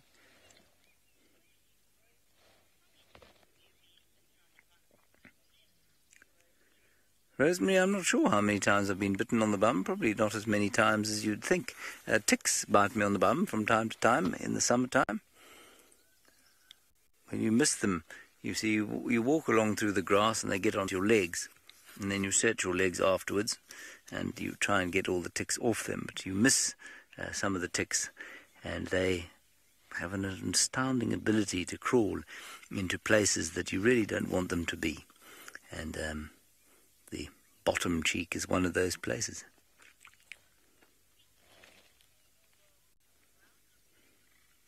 I'm going to contemplate that for a little while you go to the Masai Mara, to Tristan, and you can ask him if he's been bitten on the bum. Indeed. Well, don't get bitten on the bum again, James. I'm a bit concerned as to why your bum is being targeted by so many things and that you've got lots of bites on your bum. Not ideal. You must tell those insects to leave you alone. But as you can see, we've got one of my favorite kind of birds to follow. There's not many birds you can follow, but this is one that is nice to kind of spend time with. It's ground hornbills. It's just the two of them that I can see at the moment. So it looks like a male and a female that's moving around. Now, of course, they're going to hide from us because we wanted to show you guys these hornbills, so we're going to have to just be patient for a little bit. They'll come out again eventually. But basically they're on their morning hunt. They are out and about and they're foraging. They'll be looking for any signs of grasshoppers, snakes, frogs, tortoises, anything really. These guys will eat all kinds of different things. They can be seriously productive in their mornings kind of hunting, and even through the course of the day you'll find that they will start to find all kinds of things. I once watched a pair very close to where we are right now devour 2 snakes and about 10 frogs in the space of about 10 minutes. It found things all over the place, so they're very, very good at finding things. Big eyes to see, and then obviously that lethal beak that they've got, and it looks like some more of them are coming actually from the top of the hill, starting to come down. So I can see 3 in total at the moment. There might be more. There's actually another 2 coming, so there'll be 4. Now there's a juvenile, so you can see the one that's got the yellow throat patch. That will tell you that that is a young bird. It's a bird that hasn't come into its adult plumage yet. There's the female at the back. By the looks of things, she looks like she's got a bit of blue under her beak there, or purple should I say. And so that's how you can sex them between male and female. The males are completely red, whereas the females get a sort of purplish throat area. Now, Brenda, you're asking about where these hornbills will roost at night. So yes, in trees. They don't spend their time on the ground. Too dangerous at night to be on the ground. Between lion, hyena, leopard, and the various other things that are around, caracals, they would have a lot of problems. So what you find with them is that they will roost in big trees normally, and it's part of the reason why their numbers have declined so much, is because outside of national parks and game reserve areas, a number of really big beautiful trees have been chopped down, and so they don't actually have places to roost or nest. Now, talking about nesting, it is this time of the year that these guys do nest. So they'll be currently nesting at the moment, and they normally will use a hollow in a big tree. So things like a marula, a jackalberry, leadwoods, those are all trees that often get used by ground hornbills. The problem is that they are not the best, unfortunately, at choosing nesting sites sometimes, and they choose really bad ones. In the Sabi Sands, the only current nest that's active is one that's on Torchwood apparently. And it is in a horrendous marula tree, where the guys say that you literally can stand and put your hand inside and grab the eggs if you wanted to. And so that makes it very vulnerable to many different things. But normally they use a big cavity nest, so it's a huge kind of hole in the tree. They'll then lay their eggs. Normally 2 eggs are laid, and the success of the chicks is not very high at all, and so that also contributes to the numbers dwindling. But normally one will only survive, the other one will practice siblicide and generally takes over and kind of does its thing. And so you'll have one that will be raised, and it will spend some time in the nest and then obviously start to come out. But it's amazing actually to see some of the work being done on these guys. It's actually a very big project in the Sabi Sands on ground hornbills at the moment, to try and work out what's going on. They monitor them quite well. They try and find all the nesting sites, as well as monitor each bird and see how things go. So there's a lot of work being done with ground hornbills, and not only in the Sabi Sands, in the sort of greater Kruger or the APNR area. There's a lot of work being done there to figure out exactly what the population densities are and how things are actually going with them, and to try and monitor breeding sites. And what they're realizing is, because of the fact that they're not the best parents in many respects, unfortunately a lot of birds are lost. And so there's a lot of what they're doing is a lot of artificial incubation. So particularly if a chick is hatched and the other egg hasn't, they'll often take that egg and they incubate it and raise that bird and then release it back into the wild, so that they try and kind of increase the numbers a little bit, which is quite interesting. Fern, they do nest in fake trees. So in the Sabi Sands, they've actually put up a number of fake I mean, it's not even a fake tree. It's just literally they use big kind of barrels, and these guys use them. So they'll use anything that is fairly suitable. So there's a lot of artificial ground hornbill nests that have been put up. Not all of them get used, but some of them do. Right, now there's traffic behind us, unfortunately, so I'm going to move out the way quickly before these guys get a little bit irritated. We won't go too far, don't worry. We'll stay with the ground hornbills. I just need to get out the way to allow these people to pass us. So hopefully they will have passed. If I get... Is there enough space there, Mano? So there should be enough space for them to kind of get past me at the moment. But our hornbills, like I say, they'll just continue to feed, and then if you watch them, what they'll do is they'll kind of go along like this. Their eye will constantly focus sort of downwards, and then they'll grab something, so that beak will just shoot out, grab it, and then they chuck it in the air and swallow it. So there we go. Let's see if that one grabs anything. There we go. So you see, just like that.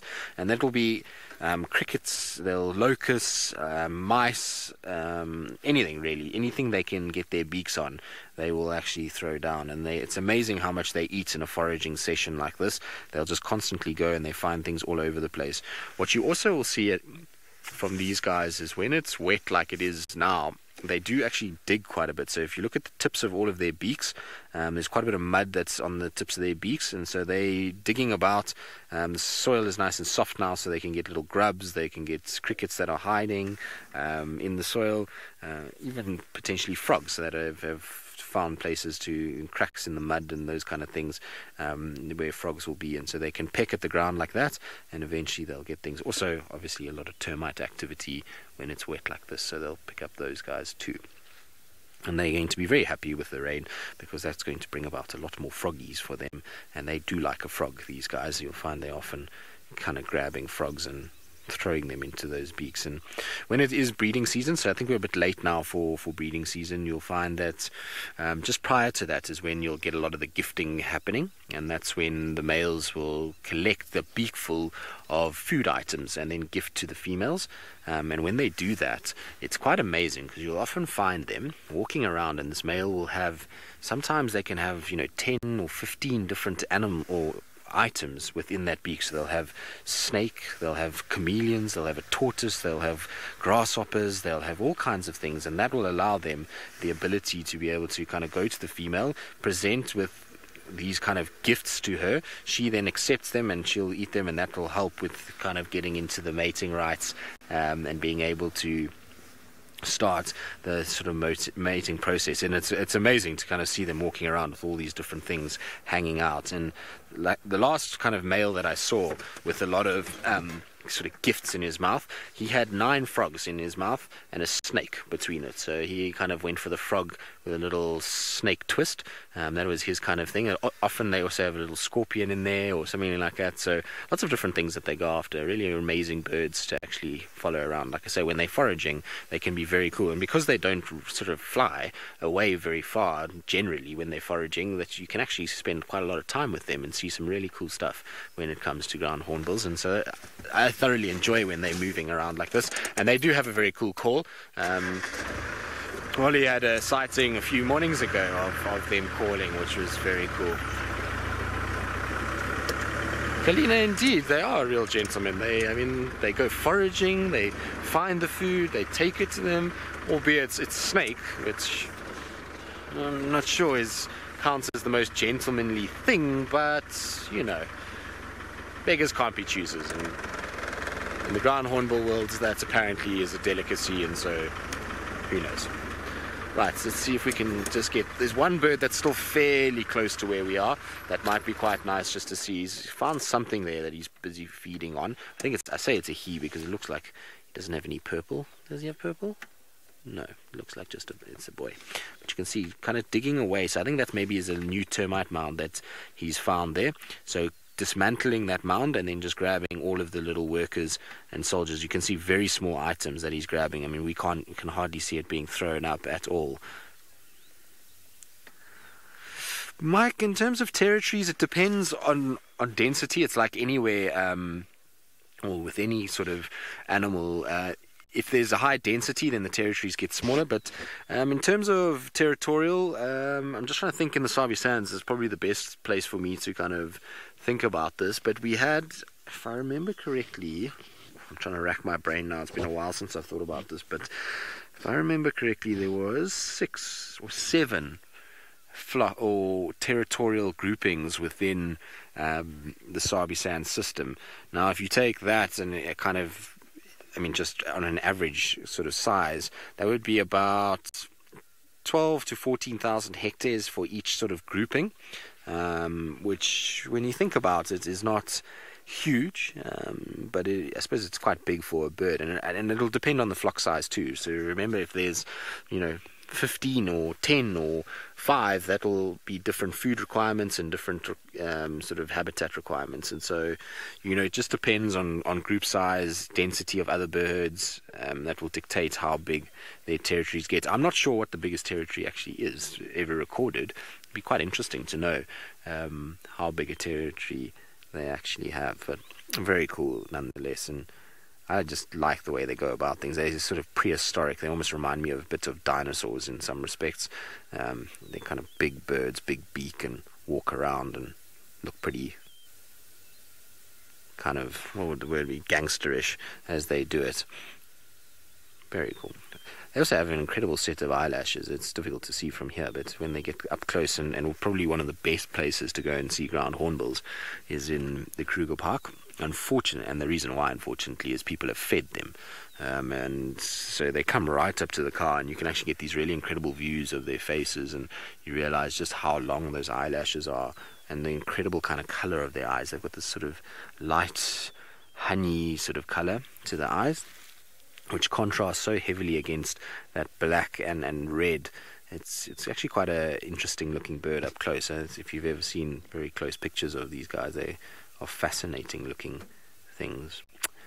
Good. Okay, well, they're getting very far away now. They're starting to disappear, and I think we had a lovely sighting of them. I certainly enjoyed it. Hope you guys did. Well done, Manu. Always nice when we can follow them around. Anyway, we're going to carry on. We're going to see what else is out and about on a very overcast morning. And while we do that, back to James with a black and white bird with a long tail. It's pretty overcast here too, but it is certainly warming up, and it's quite steamy out here. There we have a magpie shrike with its long tail, black and white plumage. And somewhere around here must be the rest of its flock. They are, of course, communal breeders who breed communally. Just one pair within the flock.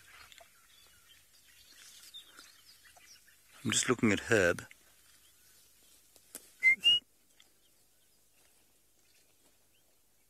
He's got the tracks of Hosanna over there. Let's have another look at this bird while he looks at the tracks, simply because the bird is sitting very nicely for us. Now, they do nest, as I say, communally in a thick tree normally a ziziphus, with a nest in the middle, and then the breeding pair will incubate the eggy inside there, and how they get in and out of the nest is something of a mystery, because it really does look almost impenetrable. They obviously figure out a narrow pathway to the nest, and that keeps them protected from potential predators.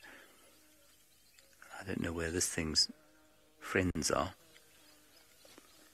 Let's go a little bit closer. I tell you what, I wonder if this isn't perhaps an incubating parent. And maybe there's a nest close by, and the rest of the flock is out feeding, while this one is playing guard. Yes? Ah, right, come. Could easily be in that tree there. It's also totally silent, which is not common. Can see the bird. I'm just going to look into the middle of that black monkey thorn tree. See if I can't spot a nest. That would be quite a boon if I could.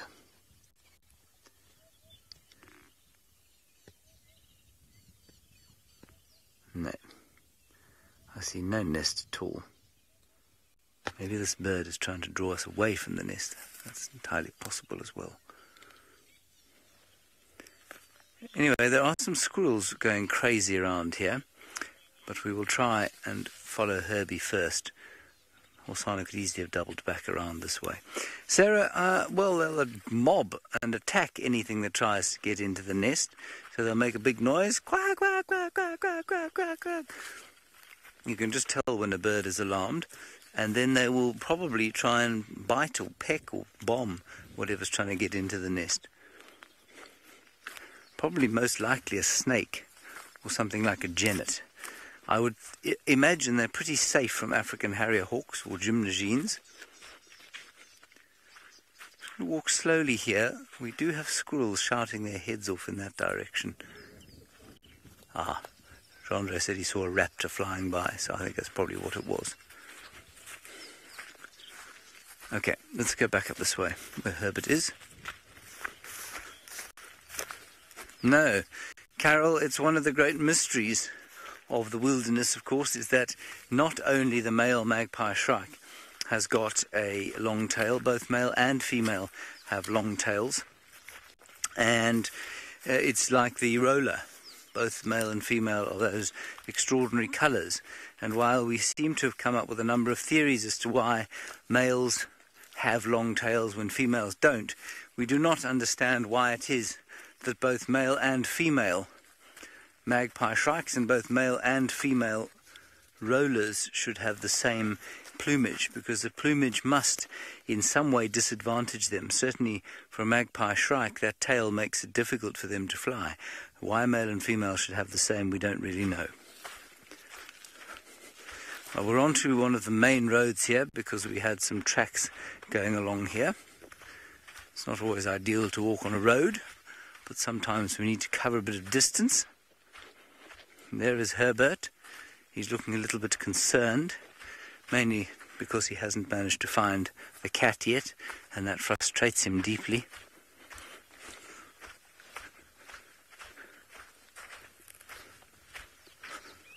Trying to speak with him in sign language.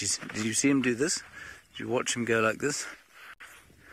That means that there's a track. Alright, let's catch up with him.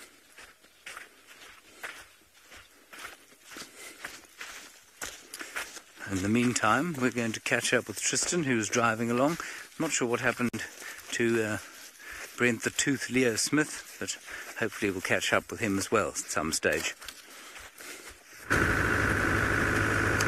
Indeed, we are catching up with us. We haven't found too much more. We did find a lioness sleeping very, very, very far away. It was a long way away in an off-roading section, so we left her alone. She was as flat as a little pancake on top of a little mound, and all you could see was just this kind of white belly more than anything else. But there's a long-crested eagle, which is always a welcome sight. I do enjoy these birds.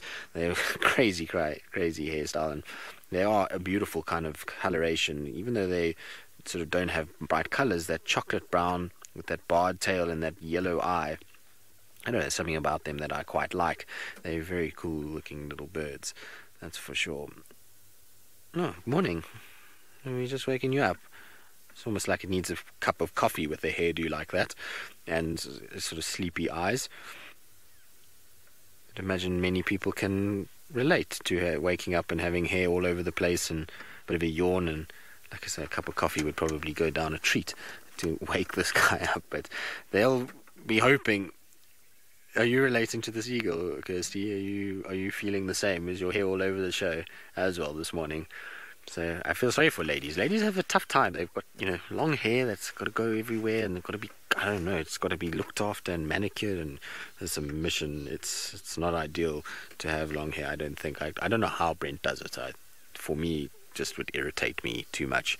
When my hair gets long, I get annoyed very quickly, and so I try to get rid of it and keep it as short as possible. But I suppose each to their own, and some people just figure it out and kind of works for them.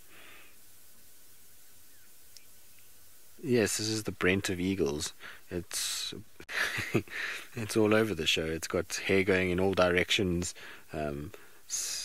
Not the tidiest of eagles, that's for sure, but which is typical of Brent. That's one thing about Brent Leo Smith, is that he is through and through a bush person, but Yes, I should ask it if it has a sore tooth and see if it if it's related anyway. But when one shares a vehicle with Brent Leo Smith, one must mentally prepare oneself for a nest that is there. He's like a crow in many respects, that there's little shiny objects and things are brought into the nest, and he makes a little cocoon where he kind of gets in there, and everything is Brent Leo Smith all over the place. And so you have to prepare your mind that you're going to get into a car that has got things everywhere and bits, and there's going to be undoubtedly a shuka. There's going to be normally a bag that's in there somewhere, binoculars, there's books that are often lying around, various other things as well that are there, and it honestly is like getting into a bird's nest,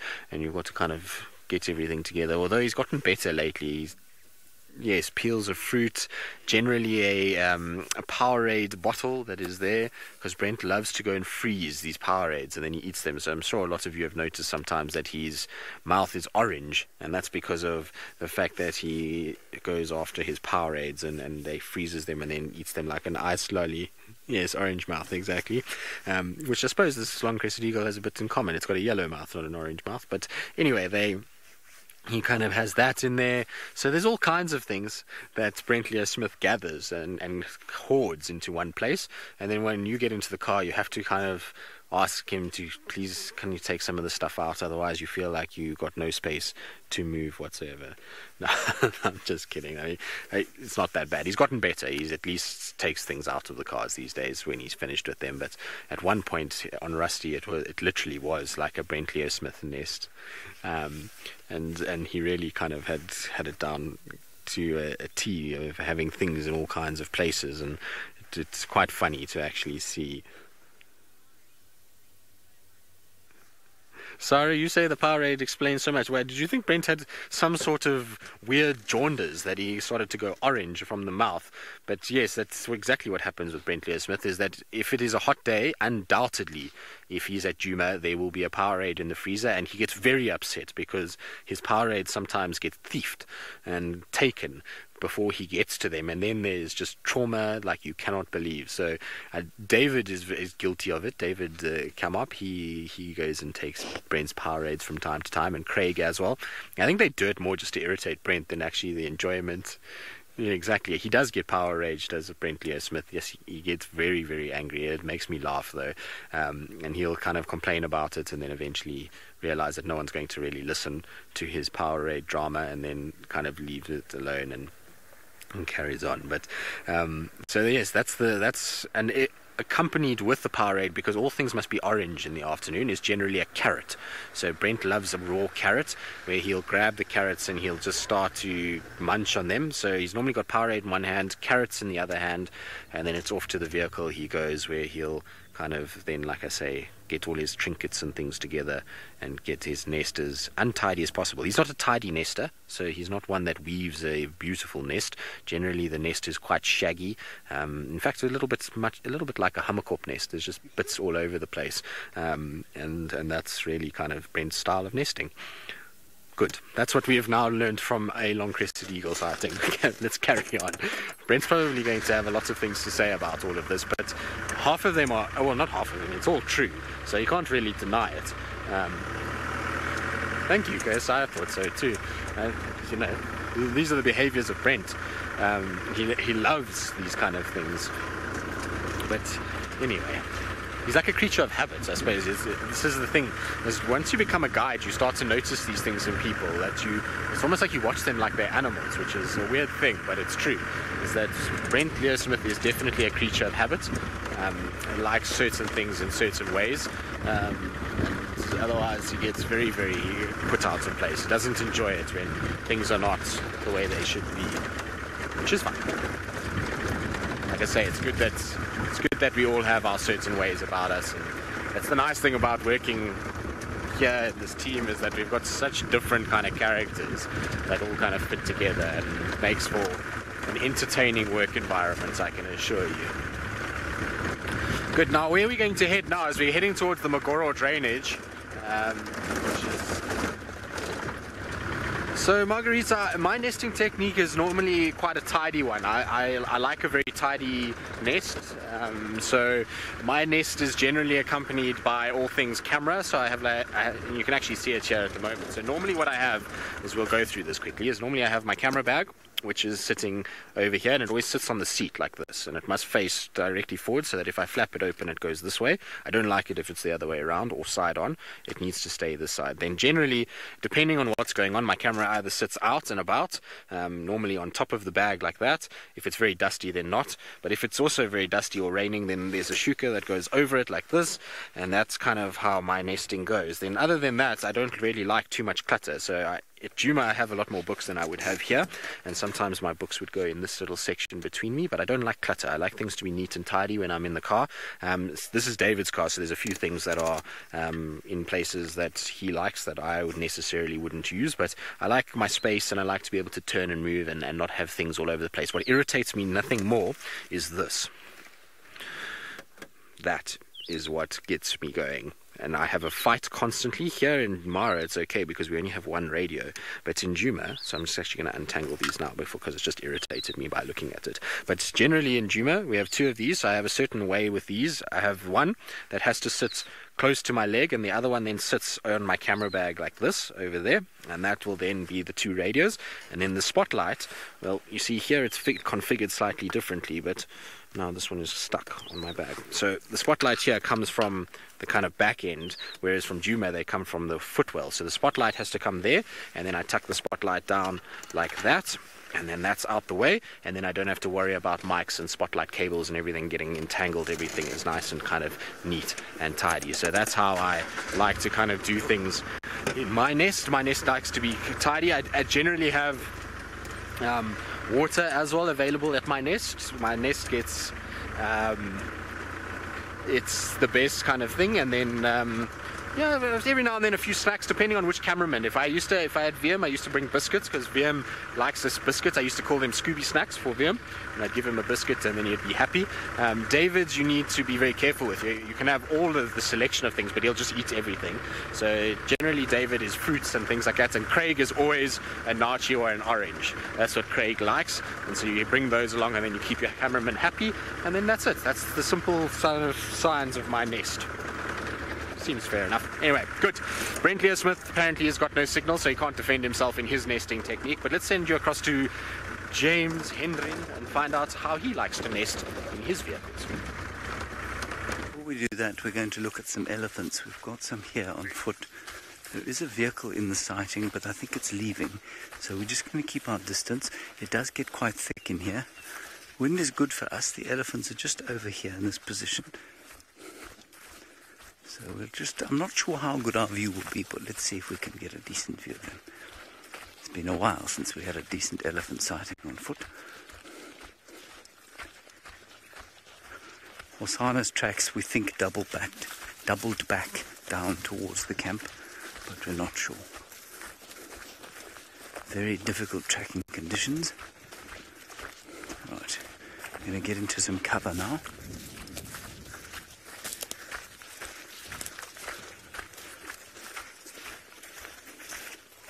Checking the wind. Wind is good for us.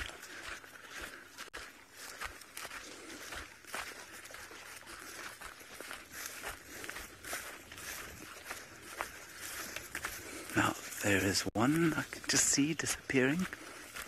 Elephants, of course, walk very quietly.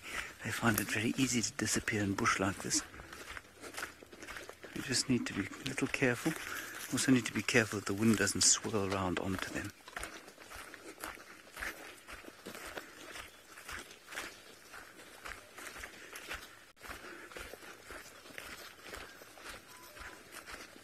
There we go.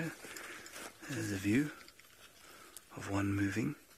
Not sure if we got that. A few of you asking why Herbert is carrying a rifle. Herbert carries a rifle because it is a legal requirement in many parts of South Africa that you carry a weapon if you're going to be guiding on foot in a Big Five area. It is a last resort if something wrong should happen, but it is only there as a last resort. There we go. And our approach, as I keep saying, and I will keep saying, is very much one of trying to stay as unobserved as possible. There are more in here. Yeah. Just come around here. Try and walk quietly. There are a few through here. This is not ideal conditions for viewing elephants because it is quite thick, so I don't think we're going to get a great view.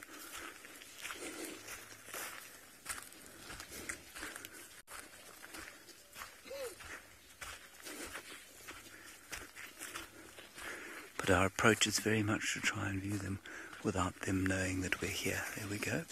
We use as much cover as we can.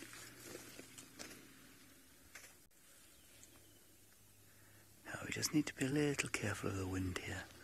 It's not perfect for us at the moment. It's not too bad. It's not blowing onto them, but it's blowing across them, which is fine, unless it swirls round.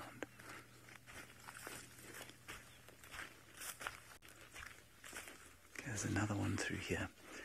I'm just going to give you an indication why this is not ideal conditions. If you look through here, you might just be able to see a grey shape about 40 meters in front of us, 120 feet or so. You can barely see it. And you can just hear a little bit of branch breaking.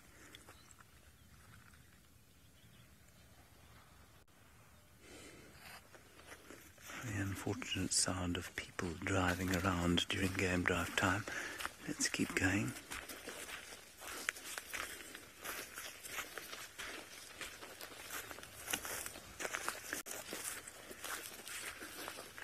The other thing you have to develop in these situations is what we call 360-degree awareness, because especially when it's thick like this, you can get very focused suddenly on the elephant that's in front of you when there could be 3 or 4 behind you.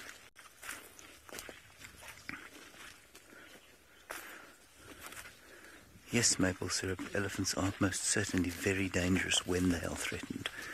They are not dangerous by default, but they are dangerous when they are threatened. And that is why our objective is to make sure that we are not seen, because they will become threatened by us on foot. That's why we're so careful. That's why I'm talking quietly. That's why I'm looking around all the time. I suppose you might ask the question, then why would you view them on foot? And the answer is because it can be done safely without threatening them. If you're careful, you don't take chances. You extract from situations where you need to. You can just see a grey shape there. And the second and most important reason to view elephants on foot is that it gives you a connection to something so wild that it really does class in a completely, or it is an experience in a class completely of its own. Let's carry on this way.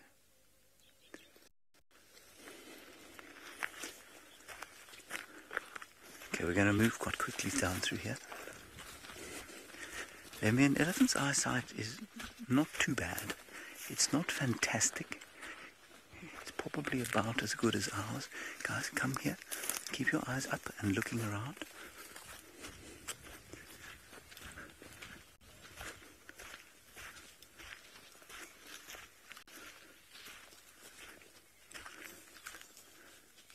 And that's also something you want to avoid. We just flushed a scrub here, and obviously you don't want it to run into the elephants. So we're just using this bush as cover.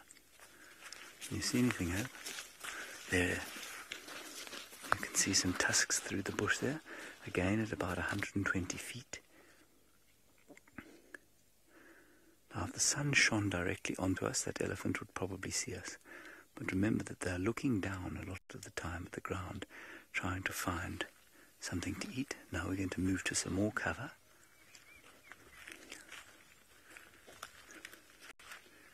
There's another one. You can sometimes get closer to elephants if conditions are good, so if you have a very high termite mound, you're on a riverbank or something like that. But in these conditions, 40 meters, 120 feet or so, that's probably about as close as you want to be.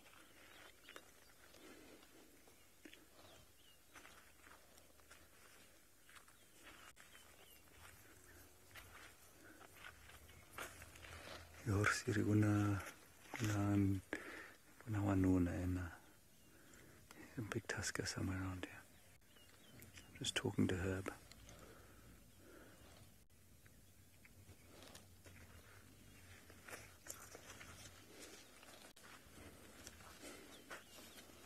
Beautiful. So you really just do get the sense of really wildness, I guess. And it's tinged with a sense of fear because you know that you need to be very careful. But I'm not an adrenaline junkie.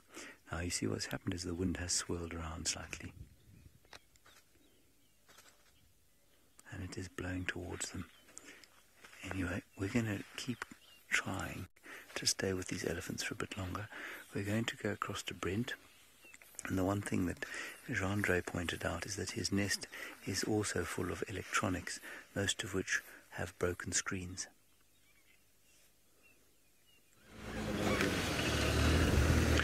That is an absolute lie from Jean-Andre. I have not one broken screens, but I do have 4 lions. The two Avoca males and 2 Niconico. So we've just arrived. That young Talamati went flat. See, there's that one very flat male lion over there. And there's one male lion giving us the evil eye over a branch. I can't resist a sneeze. Achoo! Achoo-choo! Isn't that a cool... Just watching us over that branch.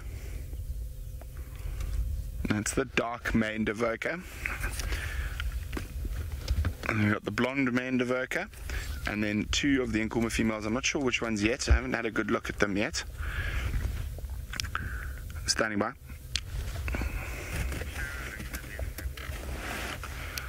Philemon's dip. So here we go.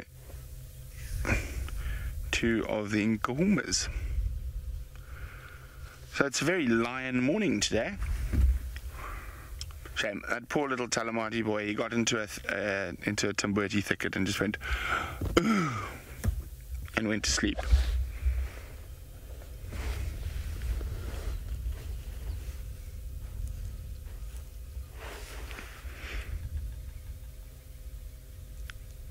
Oh, he's a tired kitty. Okay, let's try to see if we can figure out which Niconico females we've got.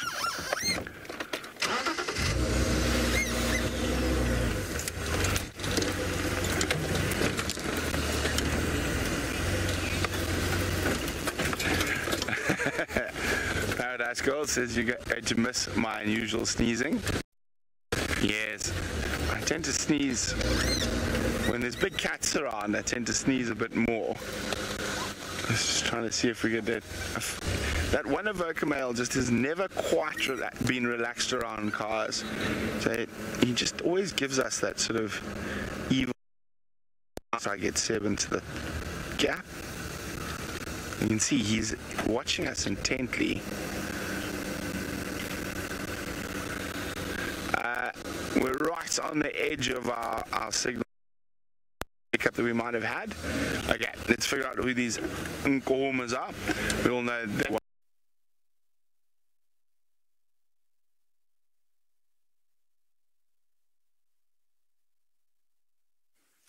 Crash cut. Sorry about that, everybody. Brent has lost his signal again. I'm not really sure how or why. We're still trying to get another view of our elephants.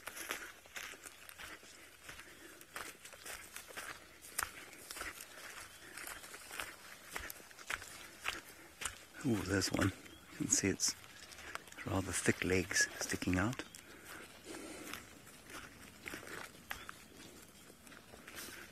There we go. They're quite close now. We're going to back off a bit. Let's just get behind some cover here.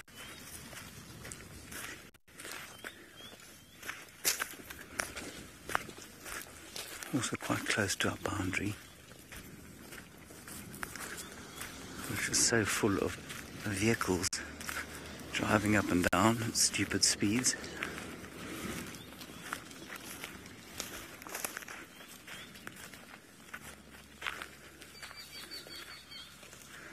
There's a nice view.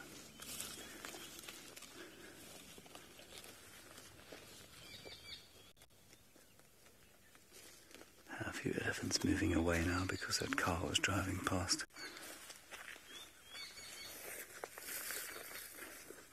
The wind is better for us now. It's still not ideal, so we're going to keep moving round.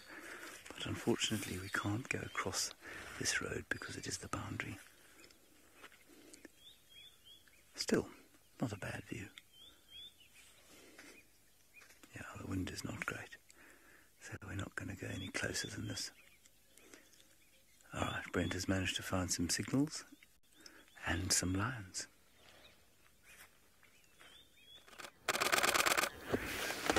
Okay, so we're still with the lions.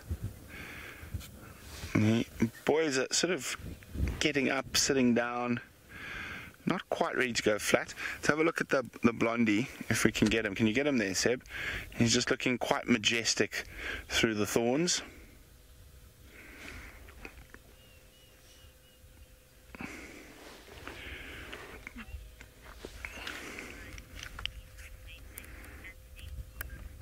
Anthony is wondering, do lions have a season for mating? They do not, Anthony. They can mate throughout the year, whenever a female is in estrus. Now, females will only come into estrus once their cubs have reached adulthood. So normally only around 2 to 3 years old is when they will start mating again, with all their efforts concentrated on raising their little ones. Now, I haven't quite been able to figure out which Nkuhuma females we've got just yet, but we do have 2. Not sure who this is.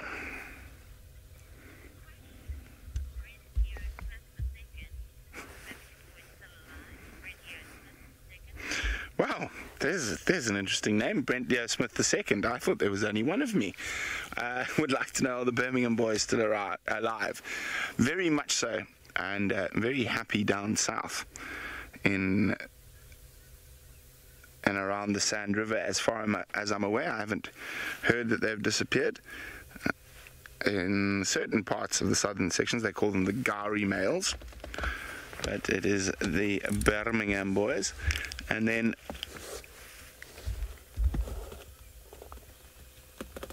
I think there are some other males further south than that, but I'm not sure.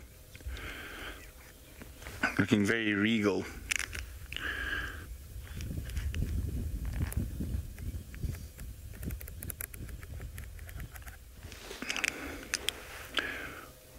Okay, this Nkuhuma's head's up, Seb. Let's see if we can just try and see who she is.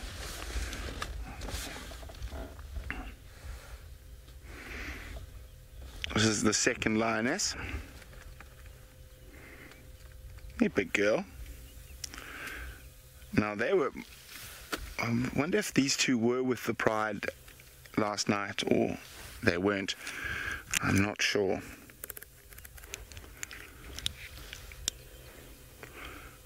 All 4 of them are looking a mite bit peckish. I wonder what she's, I think, smelling rather than looking at. Every now and then she just lifts her nose a little bit, test the wind. Now we're just going to have a little lick. Hello, pretty girl.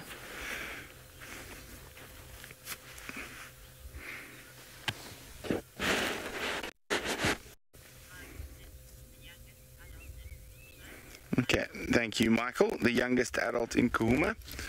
And then this must be, I almost wonder if this is one of the subbies on the other side of us. So she's just gone right behind us. Let's have a look where she's going.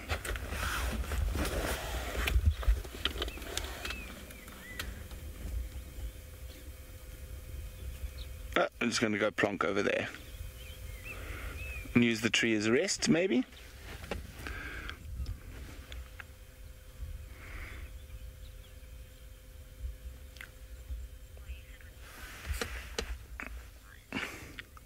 Now, we're going to stick it out here for a bit longer.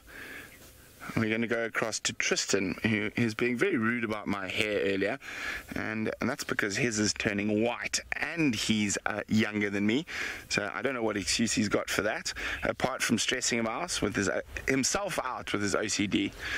Your hair resembled a long-crested eagle. I didn't say there was anything wrong with it, or that there was something nasty. But anyway, you can see there's a beautiful, beautiful scene that's unfolding, which is the fact that we found some lions in beautiful lush green grass, short green grass, and in the accompaniment of 2 females. Now, I think this particular male is possibly one of the young males from that Chele Boy coalition, I think. I'm not sure. So the other male is the one with the missing, well, half a tail.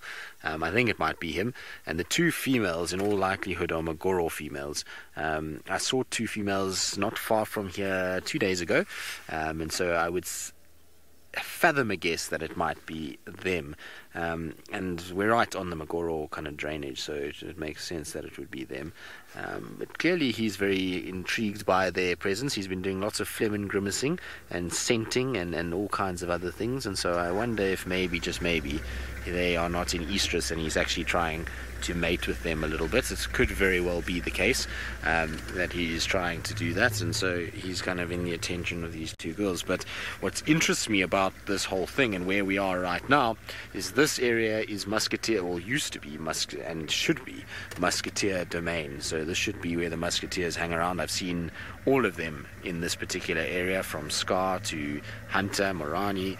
They've all had to hang around this sort of section, and Scar often likes to lie in where we are right now. So I'm surprised that if this male is mating, it is quite an intriguing kind of terminal of events, because you would think that the musketeers would not be very impressed with a young male like this kind of being in the company of females that they have covered many times before.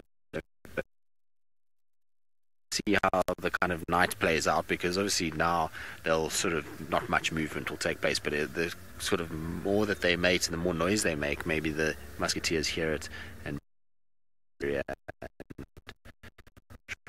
to kind of figure out what's going on. But it's a young male, that's for sure, and it's got a long way to go until he's one of the big boys, and certainly doesn't look anything like what the musketeers look, that's for sure. Isn't it nice on that green grass, the kind of sort of contrast between their tawny coats and the green short grass is perfect. Almost looks like they're on a golf course, these lions. Now, funnily enough, I have actually seen lions on a golf course before, in Kruger Park at Skukuza. There's a golf course there where the lions sometimes hang around. Anna-Marie, any sign of Kapuli lately? No. So Manu and David were the last ones to see him. It was just after he had chased these 2 boys, I think. It was these 2 boys, hey Manu? Yes, just after he chased these 2 boys. And that was basically from where we are now, straight across towards the sort of escarpment. So as the road is pointing, you'll see there's going to be some cars in front of us.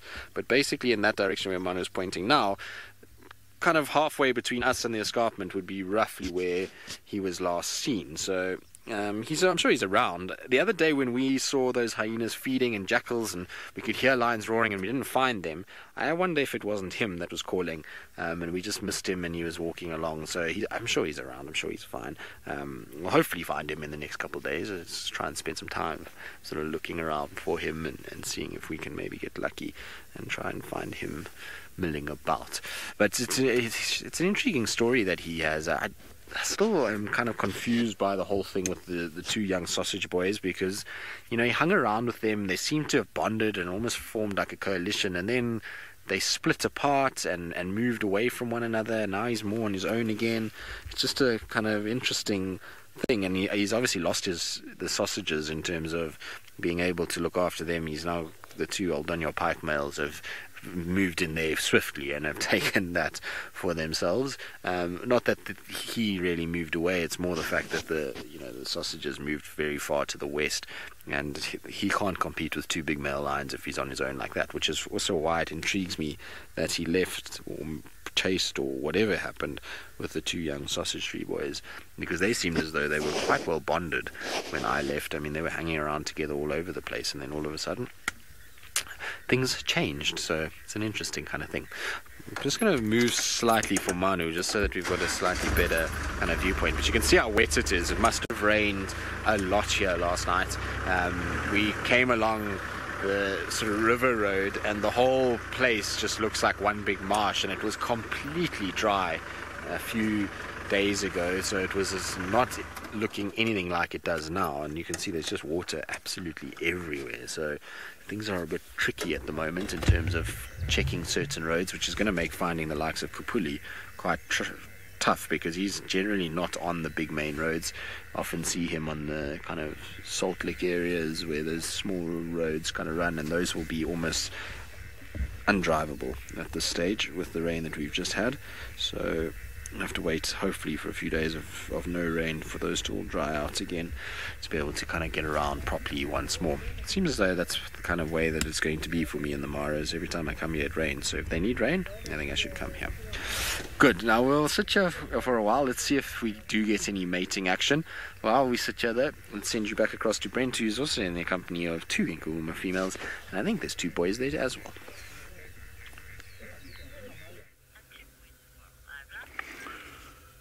Yes, well, the ladies have decided to rest under the same tree, and thank you to Michael. It is the youngest adult Nkuhuma and the ridge-nosed female that are with the Avoca males for now. They look like they're sort of planning an escape from the boys. Hey girls.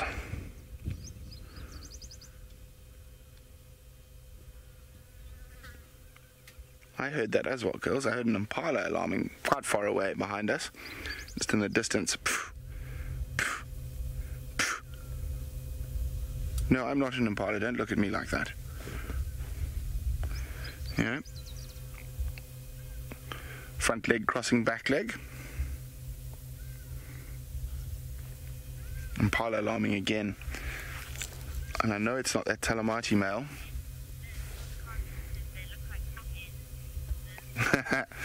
Liz in Wisconsin says they look like bookends. I suppose if that's the case, Liz, then the red bush willow in between is the book.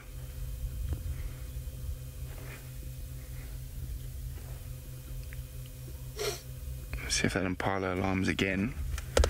I wonder, maybe there's a leopard around as well.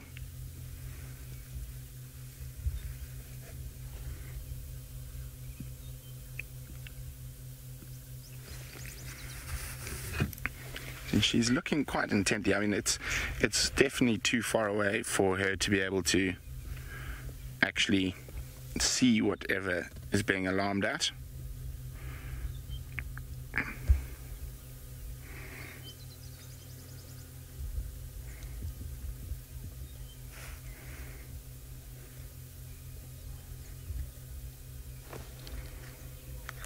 Sounds like just above Chitwa Dam.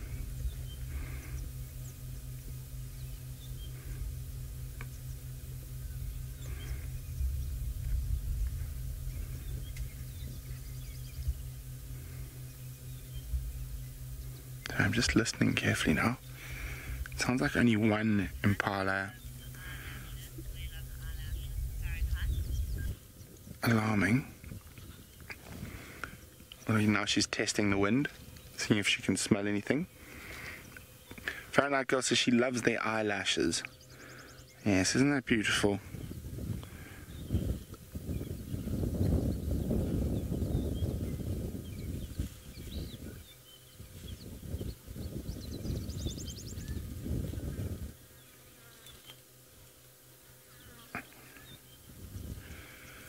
Oof, look at that. Claws coming out there ever so briefly.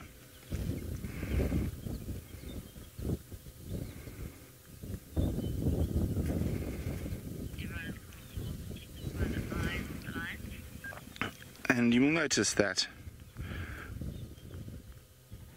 not even the lions are able to avoid the ticks. Now there is one thing that the ticks like more than lions. That's of course Tristan. I've never met someone who can attract more ticks in short grass than Tristan.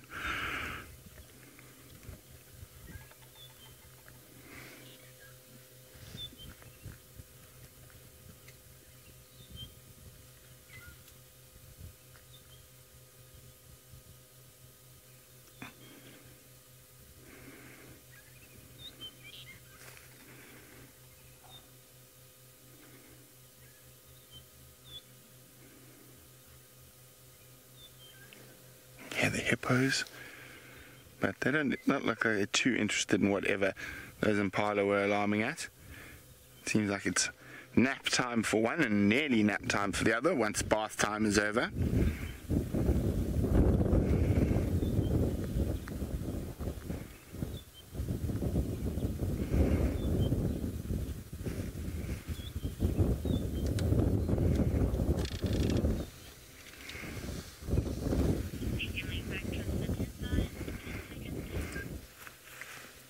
Okay, I think we're going to leave our lovely lions and let's see if we can find a leopard before the end of safari today. While we do that, let's go all the way back to tomorrow to Tristan, who's going to keep lions in the bank for the rest of show.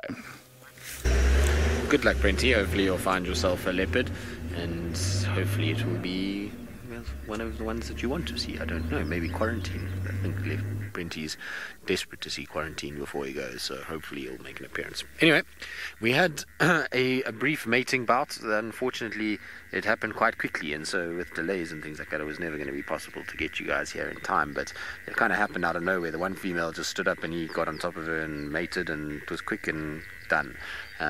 Now, like I say, he's still young, so I'm surprised that he's mating. He mated with that female there, the one on the left-hand side. And I'm surprised that he's mating already at this age. You can see his mane hasn't really developed all that much yet. He's still got a long way to go until he's a big boy.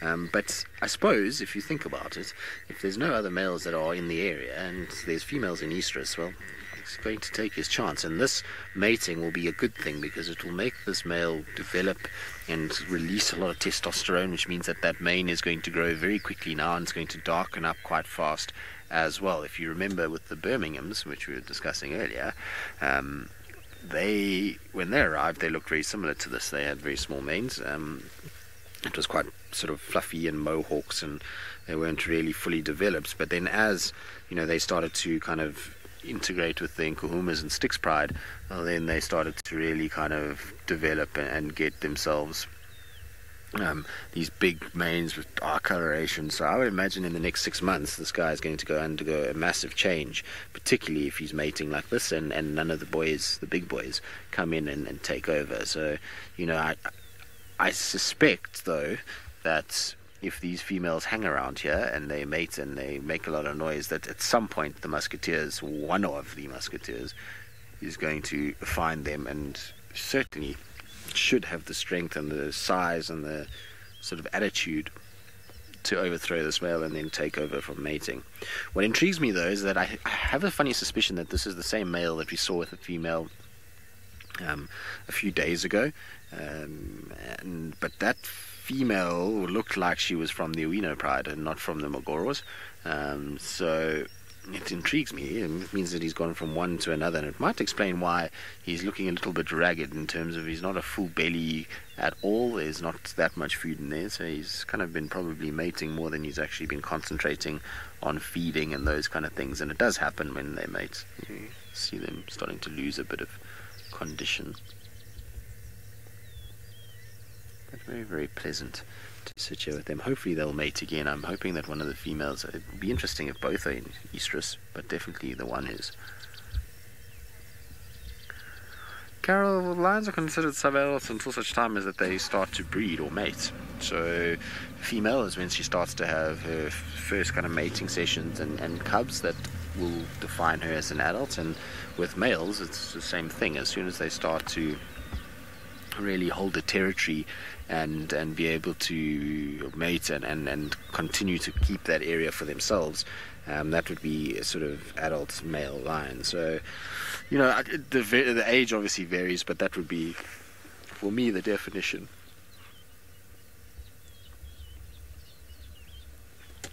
Isn't that beautiful, though?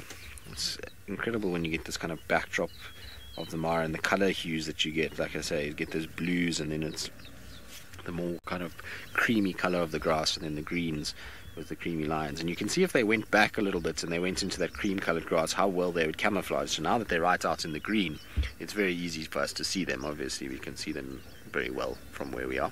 But if they have to go into the sort of more longer, creamier colored grass, their coats will just blend in absolutely perfectly and be able to kind of really sort of make it tricky to spot them. So it's perfect coloration that lions have in order to be able to hide away if they want to, and obviously they need to from time to time when stalking various animals.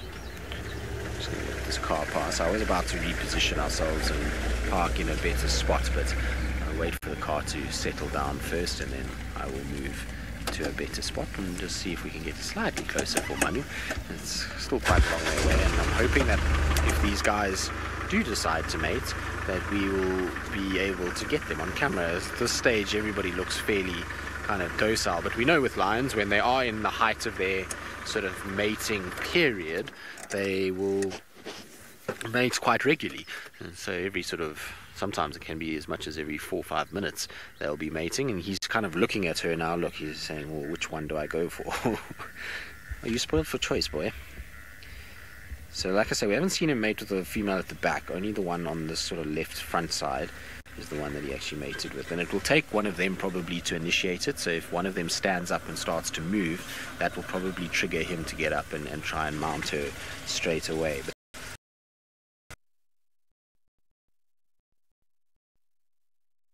beautiful condition on radar.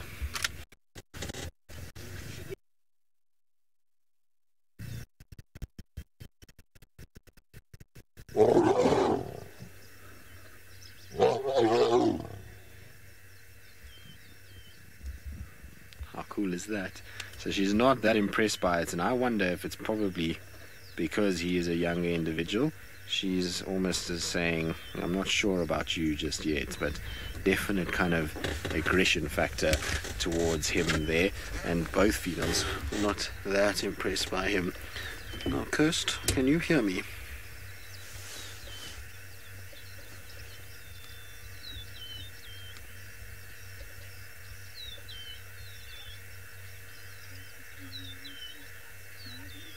Ah, there we go. So apparently it broke up a little bit. We must be having a few gremlins, which I apologize about, but hopefully you saw some of that. It was very cool to see kind of the male got a bit of a swat from the females. They weren't that impressed by his advances, and so he was given a bit of discipline. But it's interesting because she mated with him just now, and then now she's just not accepting of his kind of behavior at all. So intriguing, but very cool to see the interactions when there's lions that are not really that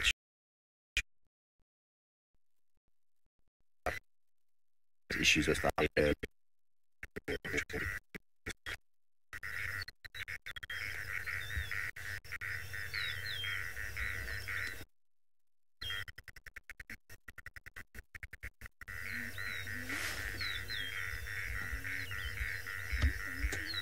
Right, now it seems as though we've got lots of issues with gremlins, so let's rather send you back down south to James on the walk. Yes, I'm sorry about those gremlins that seem to attack us from time to time. Here is a weeping wattle bush, and I'm not going to tell you the traditional use for it because I don't believe it to be true. It is apocryphal. This is not worth mentioning again. But what I will tell you is that these things are about to become a great flush of yellow flowers. Beautiful yellow flowers, and upon these flowers will come a great diversity of fruit chafer beetles. Unfortunately, they are not here yet because the flowers have yet to emerge. I feel like it's late in the year for them to have emerged. I remember during Big Cat Week 3 years ago now, was it, Jondry? Yes, 3 years ago. we had these all over the place, and that was in early December. Was it early December? Late November, actually. Yep, he's nodding. That means that I'm correct. And there were fruit chaffers all over these things, I remember that. So I'm not sure why they're late this year, possibly because of a succession of dryish years. But we've had some pretty good rain this year, and I hope that it's going to continue. Let's carry on a little bit and see if there isn't one or two more interesting little bits and pieces that we can find. We did hear some impala alarm calling way off to the north, probably too far for us to get to before the end of the drive, and by then, of course, whatever they're alarming at will have disappeared. So we think maybe Hosanna has gone north. Let's see if we can find something under the bark here. Yeah, look at this. Everywhere you look, there are little creatures making a living. Here are some old cocoons. You see them? Old cocoons of what knows, or who knows what. In fact, they're eggs. I think they're caterpillar eggs. It really is just astounding that every little place in some haven for biodiversity of some description or other. Let's keep going. That wasn't particularly impressive, I understand, but we'll keep trying. I made rather more of it than it was, I think. Sort of thing.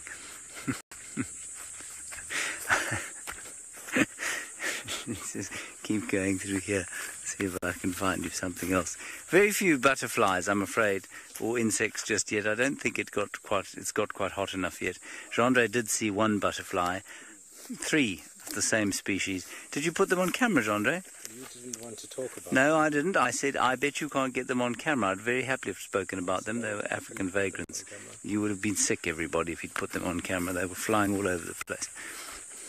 Your picture would have moved about like a ship tossed in the wind.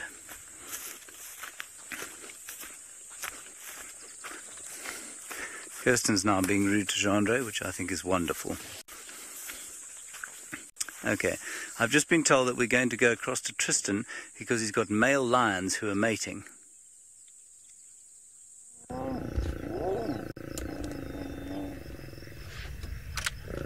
Well, as you guys can see, there is a bit of mating taking place. It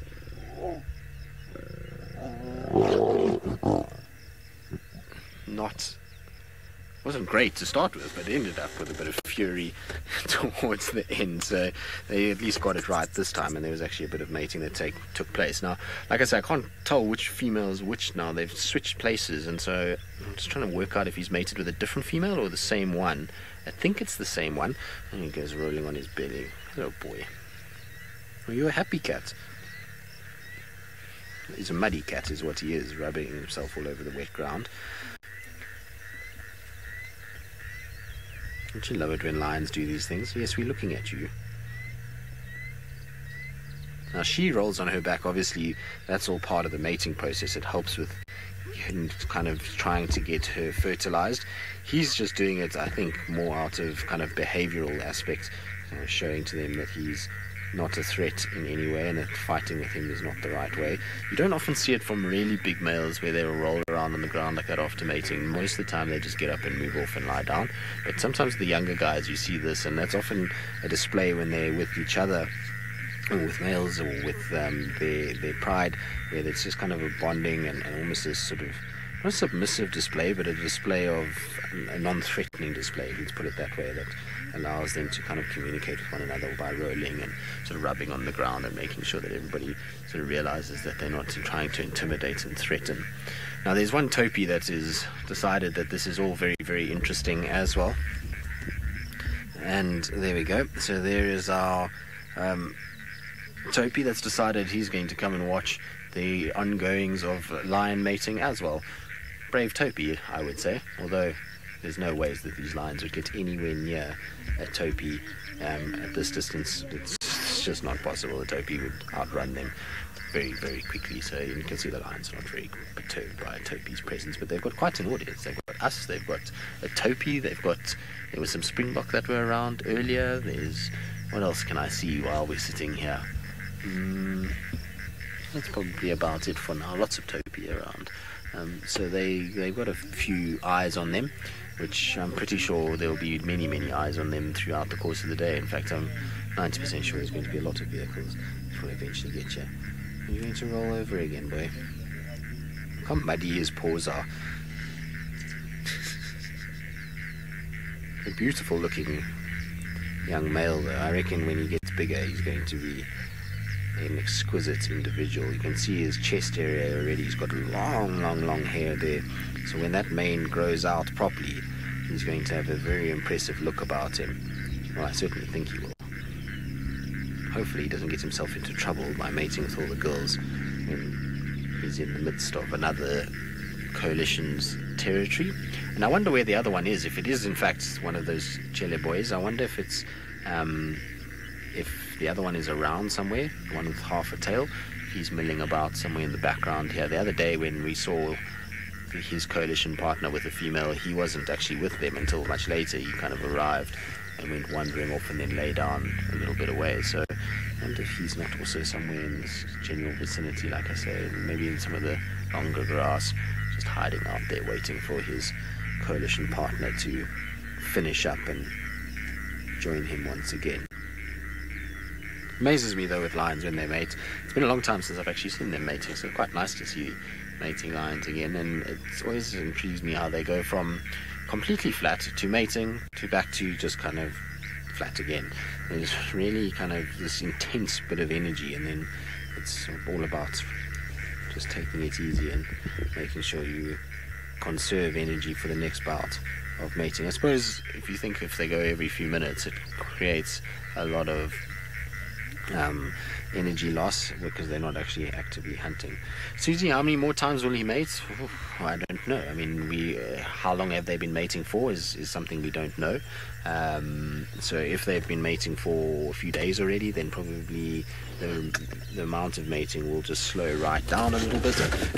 But if they have only just started mating, it will actually increase, and the frequency will increase, and they can mate, up to 1,000 times in the space of 3-4 days, which is crazy when you think about it. But how many more times he'll mate is pretty much how long is a ball of string.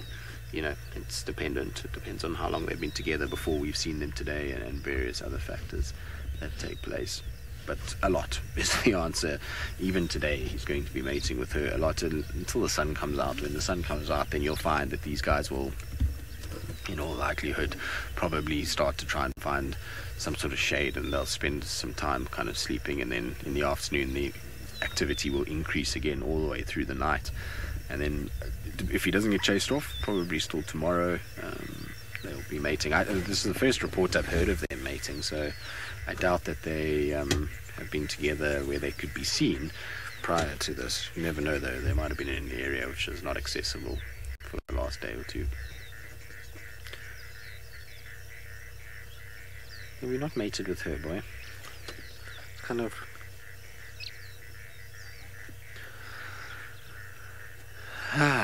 yes, I will, Kirsty, and with gladly will report the fact that Brentlier Smith broke Rusty and is now out of the game drive because he doesn't want to work anymore, so he's going to go now home, and the one who apparently is the best driver amongst us all has now broken something on Rusty. Imagine that. Anyway, apparently poor Brent has got an issue with Rusty, so he's making his way back to, I think, Opa, who will hopefully try and fix Rusty before the afternoon. Apparently it was Sebastian, not him. I feel like that's... what would Sebastian have been able to do to a car that it is damaged? I also don't believe Brent, Kirsty. I think there's a fib being told here. Seb is not the pilot of said vehicle, and unless he somehow distracted Brent into the form of them crashing or something like that. They broke the reboot button, apparently. Oh, goodness. The two of them together. It's a bad recipe. But anyway, so Brent is out the show. That's the bottom line for all of this. And Brent Leo Smith is now heading home. So if you were wanting to see more of Brent, I do apologize. You are now going to be stuck with James and I for the rest of the show. And with our lions, who hopefully are going to be a bit more active than they are now. At least he's posing beautifully for us. He's looking ever so regal on his sort of green grass backdrop. She's waking up a little bit. Hello, girl. I'm not 100% sure these are the Magoros. You know that. There's something about it doesn't look like them. Which other females could be here? Paradise Pride, potentially. Who else? Mano? Winner? I wouldn't expect the winner to come this far, but they're just the one lioness does it. So there's 3 lionesses in the Magoros that we see. One is an older female that's got a kind of scar on her sort of left upper lip area, in that white section around the whiskers. So she's got that and a missing tip to her tail. And then the other 2, there's one that's got a very distinct look about her. I don't know what it is. It's just she's got a certain kind of face. I can't really explain it, but if I see her, you kind of recognize her quite quickly. She almost looks as though she's a bit more kind of teddy bearish as opposed to feline. So she gets a very different kind of sort of way about her, which is interesting. So I'm surprised then that neither of those are her and neither of these are the older female. So I'm not sure exactly who we've got here.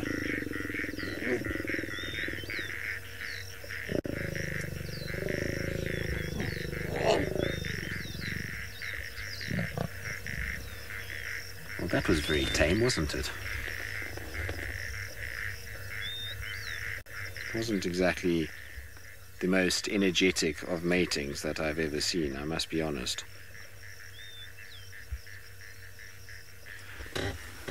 But at least you can't fault him for efforts. He's trying, at least. At least he initiated that one, which is more than what normally happens. Normally when females come into estrus, they'll initiate things and kind of rub up on him, but he saw an opportunity. Her head was up and he thought, well, I'm going to take the opportunity and go straight away. And now he's kind of looking at her as if to say, now what? Now it's time you just lie back down again. Yes, there we go.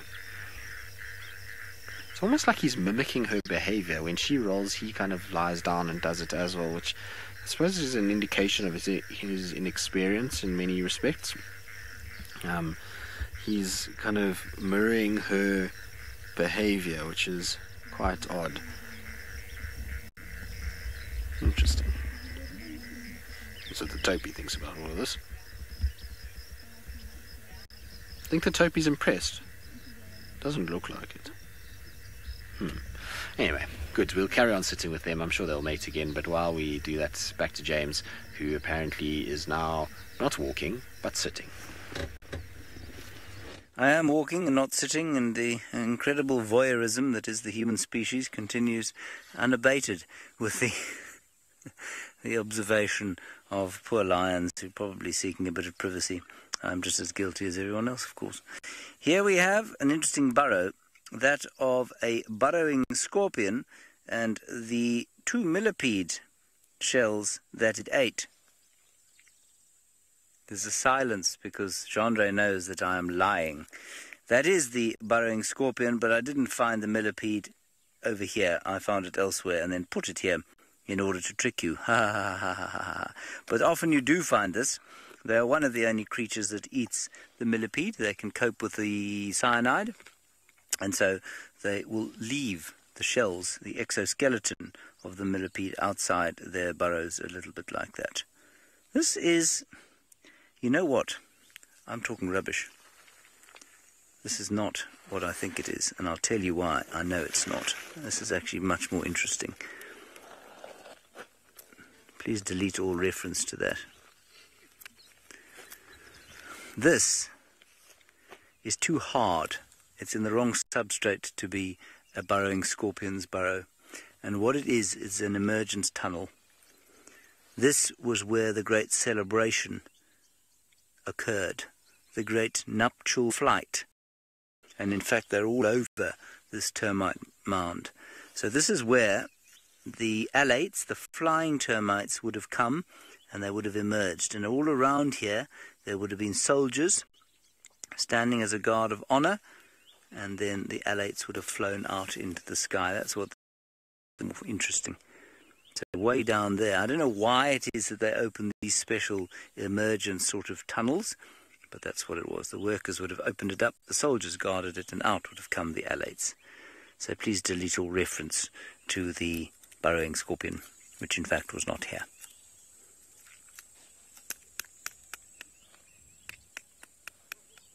Jeandre is shaking his head, except that Jeandre agreed that it was a burrowing scorpion, so he can shake his head all he likes. We think that Hosanna has gone way off to the north, as I said, so we're not going to follow up on him any longer. One or two more little bits and pieces to do around quite close to camp. Then, over here, we have an interesting tree. What are you looking at, Jeandre? Me. Okay, well, that's fair enough. This is a lovely tree. And again, it's one of these trees that, in the absence of elephants, grows into something that you could make furniture out of. It is sneezewood, and it makes a lovely smelling wood that smells a little bit like... Steph describes it, I'm sure you've heard him describe it, as smelling like those cheap cheese chips. I think it smells nicer than that. It smells like a sort of rich sawdust. What do you think, Jeandre? Fruit chutney, says Jeandre. I don't know if you do have fruit chutney in other parts of the world, or is it only here? We have fruit chutney as well, called Mrs. Ball's fruit chutney, and it's very famous. You can buy it in South African shops around the world where expats live. So this is the sneezewood, and it's been destroyed by elephants, of course, and it has still managed to survive, as most of the trees out here are able to do in the face of the assault from the elephants. Good. Umkar, you confirm that you have chutney. Good. Ooh, Jeandre, come here.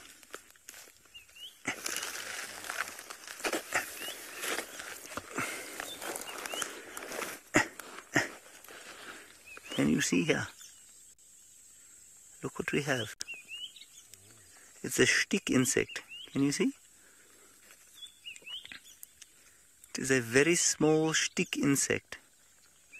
Now, for those of you who didn't know this, and there may be one or two, stick insects often breed by parthenogenesis. In other words, there are some species of stick insect in which there are no males. Now, I'm unsure as to how a species such as that maintains any form of genetic diversity at all. In the absence of males, it would help to spread genes, but that is the case. Now, whether this is one of them or not, I'm not sure. Isn't that interesting? Parthenogenesis?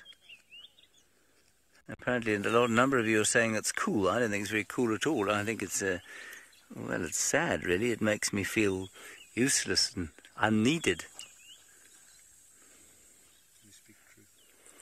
Jeandre says I'm speaking the truth. I am useless and unneeded. Thank you, Jeandre. That's very kind of you. Anyway, then for the rest of them, they are very slow movers, these chaps, and that's one of the reasons that they are. Some of them will breed both. They can do both strategies, parthenogenic breeding and normal kind of sexual breeding. But when they lay their eggs, they just kind of randomly drop them about the place. They don't have any mechanism by which to stick them to substrates or hide them in holes or anything like that. They just kind of drop them all over the place. You can see now that this stick insect, oh my goodness gracious me, I thought my arm was getting a bit itchy. It is getting a bit itchy, and that, Jeandre, that's because I've put it in a nest of ants. Do you see that? Wonderful. Yes. They are now biting me. Ow!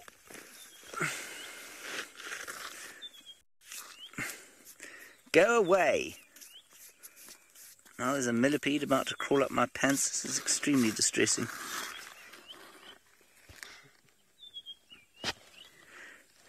Where is it? Jeandre, where is it? Oh, there it is. It's gone the other way. Okay, we're all right. I didn't want to stand on it. Get millipede guts all over me. Undercarriage. Okay. Tweety Kid, you say I'm now an ant farm. Yes, I apparently am. Ow. They bited my little arm. Owie.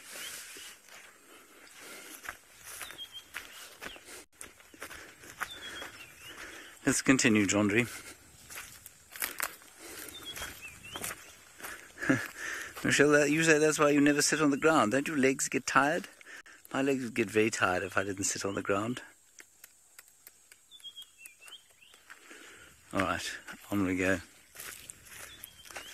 No, Monique, you're absolutely right. I cannot blame the ants. I was sitting on their home. Thankfully, I wasn't sitting on it. I just put my arm on it. If I'd sat on it, my reaction would have been a lot more, well, shall we say, colourful than it was. Ooh. Right, I've found some form of insect over here, but we've already linked to Tristan in 5 seconds. No, have we? You with us? Okay, let's have a quick look here. Jondry, I think it's a dragonfly. Now, I wanted to tell you something about dragonflies because I've been lying to you, everybody. You know I regularly lie to you by mistake. They're always by mistake. Almost impossible to see. It's between the sneeze. There, it's flown. Wait, there. Can you see it on the ground there? Well done. Right, now, the dragonfly, as we all know, breeds not by parthenogenesis, but by the traditional method of breeding with a male and a female, and the male grabs the female behind the back of the head and flies off with her.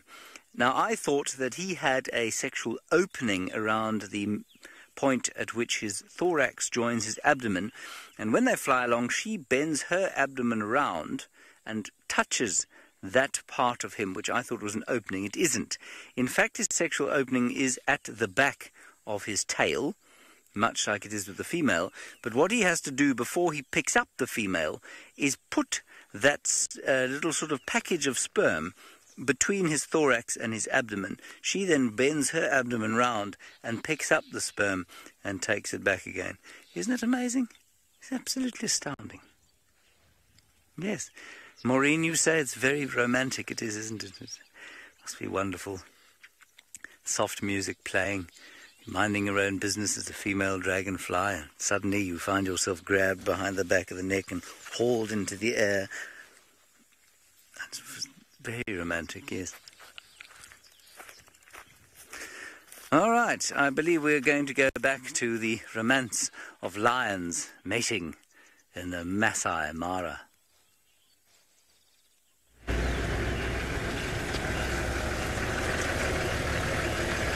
Indeed, the forced romance between these females and males. Now you'll hear lots of cars coming past us.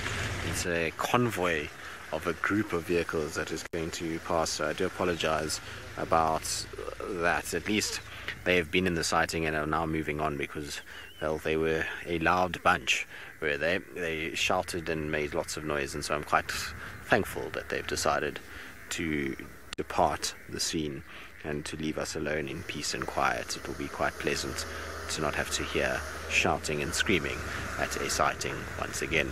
My favorite person ever when in the Mara when it comes to this stuff is Taylor, because Taylor used to get very annoyed. I'm sure some of you who follow her on Instagram would have seen during the gauntlet phase how she used to get thoroughly frustrated by various aspects of sort of things that happened out here, from people not turning off their vehicles in sightings to shouting to various other things. And Manu and I were just talking about how Taylor and Archie used to reprimand people from time to time and tell them exactly how they should go about things and how they should do things. It was quite funny. I used to laugh about it a lot. Anyway, back to lions though. You can see these two have separated out again. They mated once more while you were away. It was a very, what would I call it? Half-hearted effort, I would imagine, is the best word. Not too much effort went into it. They kind of did the business a little bit, and there wasn't even much aggression from her. She just kind of rolled onto her side, and that's how they kind of ended up, is they've hardly moved since then. So I'm hoping now with the topi that's snorting at them in the background that the female might wake up again and we'll get bout of mating, but there you go, that's where the topi is. Very unimpressed with the fact that there are lions on its plain. This little area here is called Topi Plain, so it's their place. It's not for lions to be sitting here, apparently, according to that topi. It's very upset by all of this.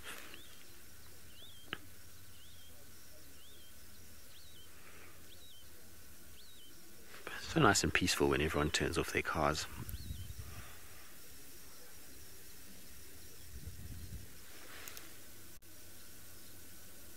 She doesn't look as though that's ready for anything more, does she? She almost looks as though she's out cold. I believe Brentley Smith is now in final control, and he's laughing at me. Why is he laughing at me, Kirsty? Is he laughing at the fact that there's lots of cars around and that I was having a moment about the fact that cars need to turn off their engines when sitting here and things like that? Is that what he's laughing at?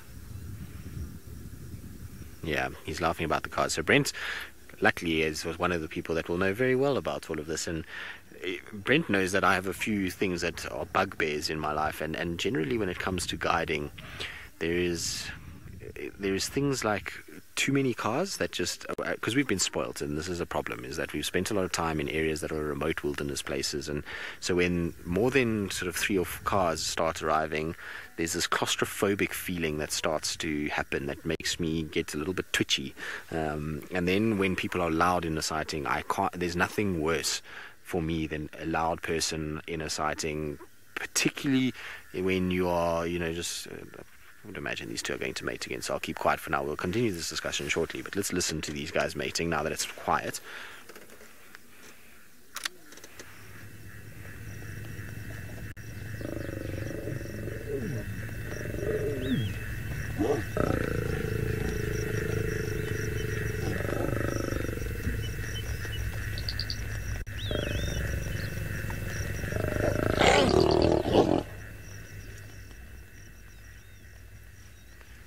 Cool, wasn't it?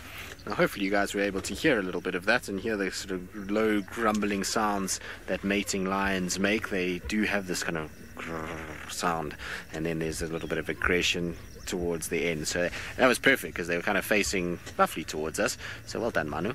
And there's lots of rolling around going on and lots of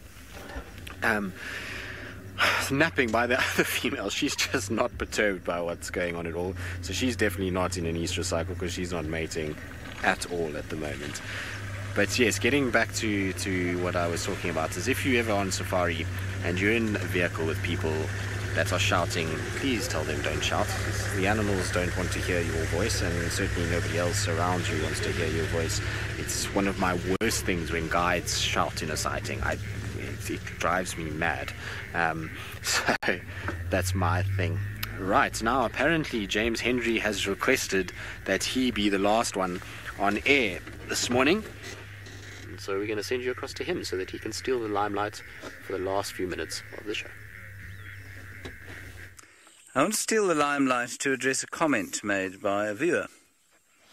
The viewer's name is Flyin' High FPV, who said, and I quote, let me get it exactly correct. One moment, please. James walks like he needs to poop. Agreed.